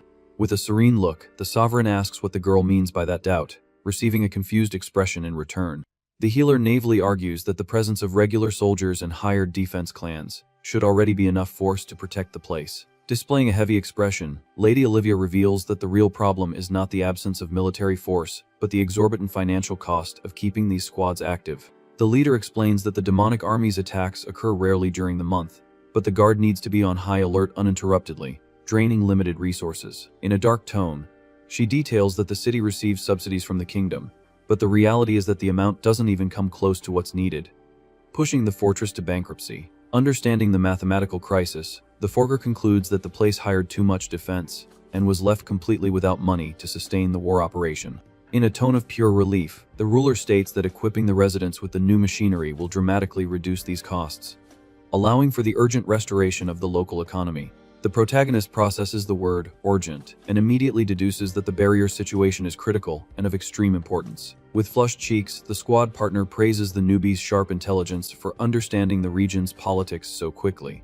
Seething with jealousy once again, the red-haired swordsman butts into the conversation, telling the girl not to be impressed by such an obvious and basic conclusion. With no patience for his colleagues' childish disputes, the Master Forger cuts the small talk and announces that his ability allows him to create 99 weapons at once. Quite focused, the young man expresses the desire to start mass production as soon as possible, and the noble designates the central square as the main distribution point. Handing the shining rifle into Olivia's hands, the shooter guarantees that he has applied the magical safety lock to prevent the bullets from accidentally harming humans. The ruler thanks him profoundly for the kindness and strategic care, holding the heavy iron weaponry with a smile on her face. With a nod, the leader summons the great captain of the royal guard, entrusting him with the task of escorting the outsiders to the public square. Maintaining a rigid military posture, the long-haired warrior politely asks the trio to follow him towards the exit of the stone castle. Alone in the hall, the noble assesses the invention's holographic status window, identifying the surreal attributes of the special Beyondall distribution model. With a fixed gaze on the wooden door, the guard silently reflects on the theoretical impossibility of a mere level 28 artisan forging something so overwhelming. He deduces that regardless of the secret trick used by the Forger, the performance of that war equipment is simply an extraordinary phenomenon. Displaying a malicious smile, Lady Olivia murmurs that now it makes total sense for the powerful guild executives to be making such a fuss over that boy. The luminous panel perfectly details that a Forge's final power drastically depends on the creator's own base attack power, confirming the shooter's anomaly. The ruler focuses her mind on the boy's absurdly low level, highlighting the shocking detail that he causes that enormous damage without even using magical status accessories. With a sharp intuition and shining eyes, the eye patch wearing woman envisions the real possibility that the newbie is the definitive vessel capable of annihilating the Demon King. Through a deadly gaze, the elite captain silently agrees, confirming that the boy's potential hidden under that cloak of normality is more than sufficient. Under the light invading the great hall windows, the leader narrows her eyes, satisfied with her own move, asserting that her decision to call him there was a direct hit. The scene cuts to the wide central square of Beyondall, where dozens of desperate residents form lines to receive salvation in the form of iron and powder. Around the large luminous fountain, the mass distribution continues its intense flow, with crates overflowing with weaponry at the entire disposal of the civilian population. Holding a huge and clumsy rocket launcher in his arms, a villager sighs in confusion, finding it very hard to believe that this simple tube is really a combat weapon. Right beside it, the blue panel displays a thundering destructive power in the range of 6,000 points, proving that the old man's initial suspicion is the greatest of all mistakes. Behind the loaded crate, the Master Forger assesses the insane attributes of his masterpieces but silently reflects on whether the residents will actually know how to use this arsenal properly. Hours later, the small squad rests inside a cozy tavern, enjoying the good meal offered after the long and stressful journey of public distribution. Chewing a nice piece of pizza, the hero genuinely praises the food's taste while continuing to activate his divine ability, creating luminous spheres without stopping to chew. The red-haired swordsman grumbles, impressed, noticing his colleague's bizarre ability to concentrate enough energy to manufacture complex equipment in the middle of his own dinner. Holding a heavy mug of drink, the healer takes advantage of the break to question if her teammate really doesn't use any attribute boosting accessories. Smiling excitedly, the young woman brilliantly suggests that if he combined the magical bonuses of equipment, the destructive damage of his forged weapons would reach an even more catastrophic force. Staring with pure boredom at the translucent screen of his zeroed-out panel, the protagonist shakes his head, fully agreeing with his companion's mathematical logic. In a calm tone, he justifies the lack of equipment by claiming that his current firepower already eliminates any threat without requiring the extra application of those protections until now. Chugging his mug, the red-haired warrior drowns in his own resentment, whining with envy about how comfortable it must be to be so OP as to ignore basic items. Ignoring his colleague's fake tears, the Lancer approaches, confessing that she understands his lack of offensive need, but introducing a new tactical perspective into the conversation. The girl points to her own body, detailing that her accessories are entirely focused on defensive mechanics that nullify fatalities like poison and elemental damage. Immediately, the newbie's serene expression hardens as he realizes that life in this place had no virtual revival mechanism after a defeat in a dungeon. With a chill down his spine, he internally decrees that he will start paying much more attention to layers of armor if he wants to ensure his own life against unforeseen events. In a violent crash, the tavern's main door bursts open, revealing the panting and desperate figure of a soldier drenched in sweat. At the top of his lungs, the guard alerts everyone present that the powerful army of the Demon King has initiated a lightning attack, completely shattering the peace of that quiet dinner. Without showing the slightest trace of surprise or dread, the Master Forger stands up firmly, sporting a serious and sharp look. Outside the stone walls, the apocalyptic vision reveals a colossal tide of purple and deadly shadows marching mercilessly against the great city gates. The Dark Legion overflows the valley's limits in incalculable numbers, creating a moving and crushing wall of darkness and fury under the twilight sky. On the narrow top of the defense wall, the commissioned soldiers take their positions side by side with the simple civilians armed with modern rifles. In dark clothes and a large witch's hat, an infiltrated spy maliciously questions the pathetic reason for the desperate mix of warriors and unarmed commoners. Further back, the young artisan calmly carries the rocket launcher on his shoulder, instructing the girl that the procedure requires only the raw pressure on the tube's trigger. Thrilled to the core by the lethality of the unprecedented weaponry, the Lancer and the red-haired man let out cries of pure euphoria, unloading their machine guns frantically at the crowd below. Observing the scene, the mysterious woman displays a scornful smile, speculating out loud about which weak and miserable clan those annoying newbies must be members of. With narrowed eyes and a radiant smile, the healer maintains her continuous barrage, proving the brutal effectiveness of the lightning fast training received from her teammate. The spy's visual interface tracks the girl's affiliation and displays the emblem of the feared Holy Guardian clan, shattering the mage's sarcastic expectations in a millisecond. Sweating nervously, the informant tries to justify the anomaly, mentally arguing that even super organizations dispatch the base's trash to remote corners to justify the battalion's numbers. However, the witch's scan falls directly on the silent leader of that noisy group, fixing the magical readings on the hidden status of his true class. Terror freezes the woman's blood as she reads on the screen that the protagonist of that extermination is just a lowly artisan stuck at the useless and humiliating level 28. Feeling the weight of the malicious observation on his back, the boy projects an intimidating glance out of the corner of his eye, perfectly capturing the sinister presence that was spying on him from the top of the wall. The final panel pans out, showing the endless sea of abominations, hammering home the dark narrative that this destructive wave represents the dangerous threat of the Demon King's remnant faction. With his gaze fixed on the plane, the protagonist notes that the number of enemies is truly impressive and assesses that their levels must be in the 50s range. In command of the defense, Captain Gordo raises his sword and warns that the remnant army of the Demon King is approaching rapidly. Positioned on top of the stone wall, the civilians hold their newly distributed firearms with determination, ready for the confrontation. Side by side with the residents, mages and archers prepare their magical attacks and elemental arrows, awaiting the commander's order. In a sharp movement with his sword, the heavily armored warrior bellows at the top of his lungs, ordering everyone to open fire on the invading threat. In response to the command, the residents pull the triggers of the heavy rifles and rocket launchers, unloading a golden storm of projectiles. The relentless barrage of magical bullets cuts through the sky, falling like a true meteor shower on the dark troops. With a confident and calculating smile, the Master Forger aims his own armament, taking advantage of the chaos to contribute to the mass destruction. Violent collisions shake the battlefield, generating colossal explosions that light up the night and instantly disintegrate the monsters. Enveloped in the dense smoke, the healer and the red-haired swordsman Kof Non stop as the veteran shouts, amazed by the unbelievable impact of that attack. The system's luminous panel beeps in the middle of the confusion, confirming that the shooter has jumped from level 28 straight to 30 in the blink of an eye. Witnessing the carnage, the captain of the Royal Guard's eyes widen, completely stupefied by the effectiveness of the modern equipment. Through the curtain of dust, the battlefield reveals that more than half of the enemy ranks have been wiped off the map in a single, devastating instant. With an empty weapon in his hands, one of the residents calls the artisan hurriedly, asking if they can shoot again, and the boy asks him to wait a second. The reload command appears on the screen, and the young man announces with a smile that the arsenal is ready, telling the population to give the monsters another lethal dose of lead. Excited by the mass attack, the villagers celebrate the incredible feeling of wiping out the enemies once and for all, guaranteeing that they no longer need to fear the demonic army. Observing the rain of fire, the spy and the bald mercenary are perplexed, muttering that they had never seen such an absurd scene in their entire lives.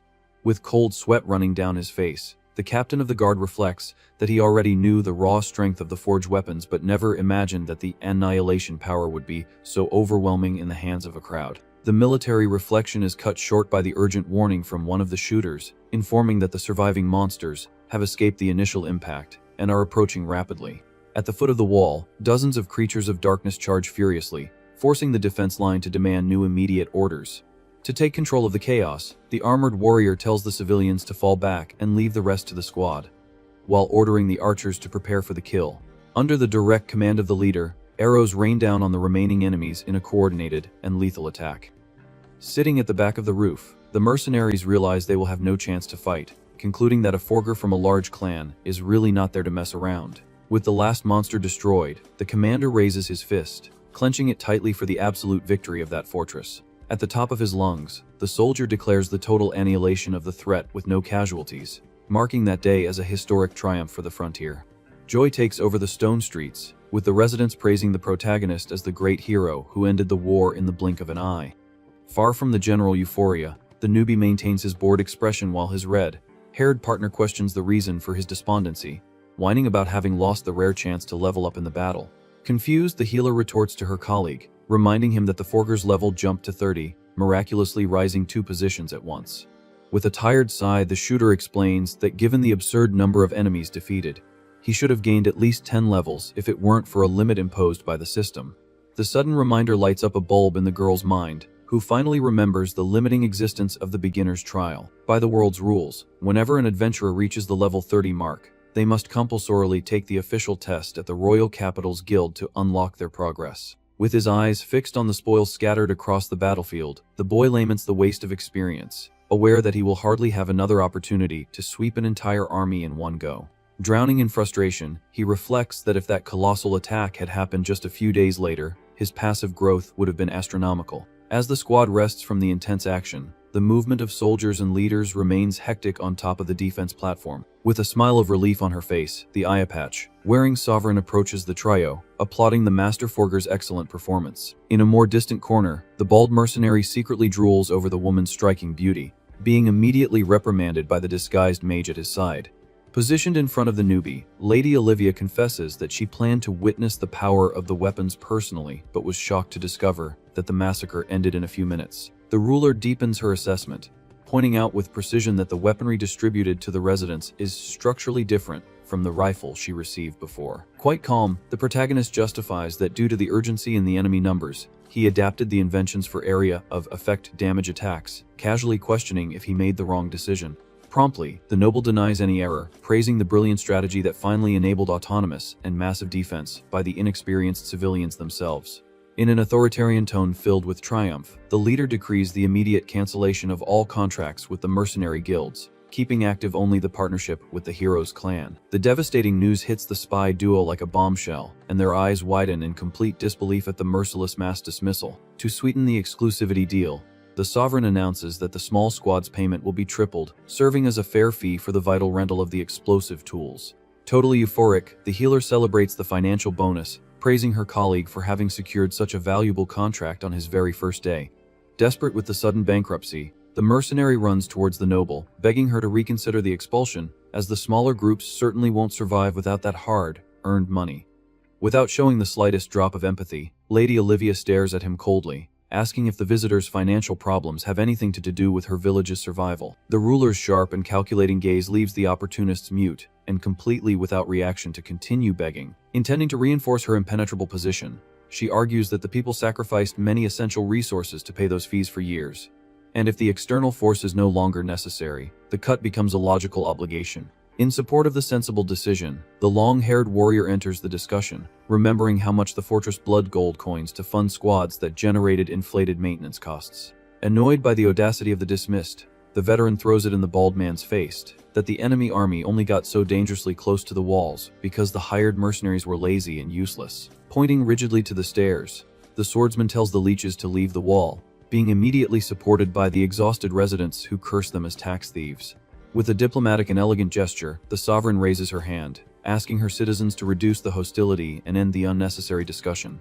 Within her impeccable posture, she guarantees to understand the bad impact of the sudden termination and gently offers to cover all the costs of the teleport back as a modest apology. Consumed by pure hatred for the handout received, the bald mercenary falsely thanks her for the travel offer while grinding his teeth in a silent fit of fury.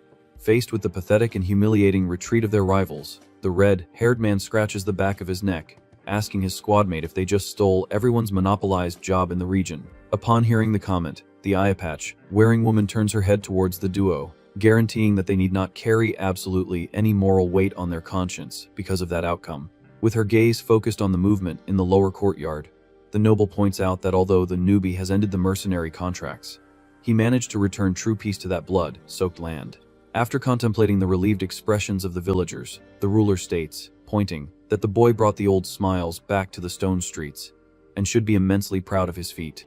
In a warm and optimistic encouragement, the leader asks him to continue spreading this unequaled saving power throughout all the other frontiers of the continent that are still fighting desperately against the remaining monsters. Contagious by the inspiring speech about salvation, the healer and the warrior agree with a vibrant energy, showing they are 100% ready for the next great adventure. Hidden in the corridor near the wall's stairs, the bald mercenary catches the hopeful conversation and is absurdly frightened by the idea of spreading those strange weapons to other strategic regions.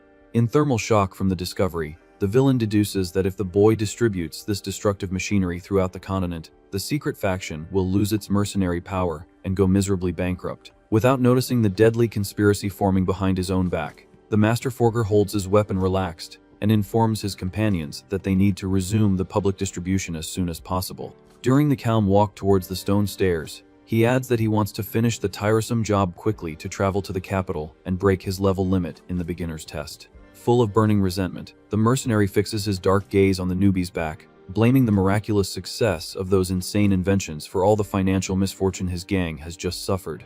Moved by a cruel murderous instinct, the brute takes a stealthy step out of the shadows, faithfully believing that eliminating the boy will solve the structural problem of the plan at its root. Under the guise of a curious man, he calmly approaches from behind the shooter, striking up a conversation about the strange magical iron tube, just as an excuse to shorten the distance. Immediately, the hero's deep survival instinct sounds a disturbing alarm, forcing him to stop walking and cast a sharp glance over his shoulder. Willing to reveal his true murderous intentions, the extremist opens a sadistic and terrifying smile, flexing his muscles to make the final pounce on the apparently defenseless boy. In a swift and explosive advance, the criminal launches the full corpulent weight of his charge directly against the protagonist's back, causing a cowardly impact. With no time to adjust his posture or plant his feet, the shooter is violently thrown beyond the edge, cruelly pushed off the safe limits of the Great Wall. Caught completely by surprise by the cowardly attack, the red-haired swordsman's eyes widen, stupefied by the absurdity of seeing his group mate flying defenselessly towards the frightening void.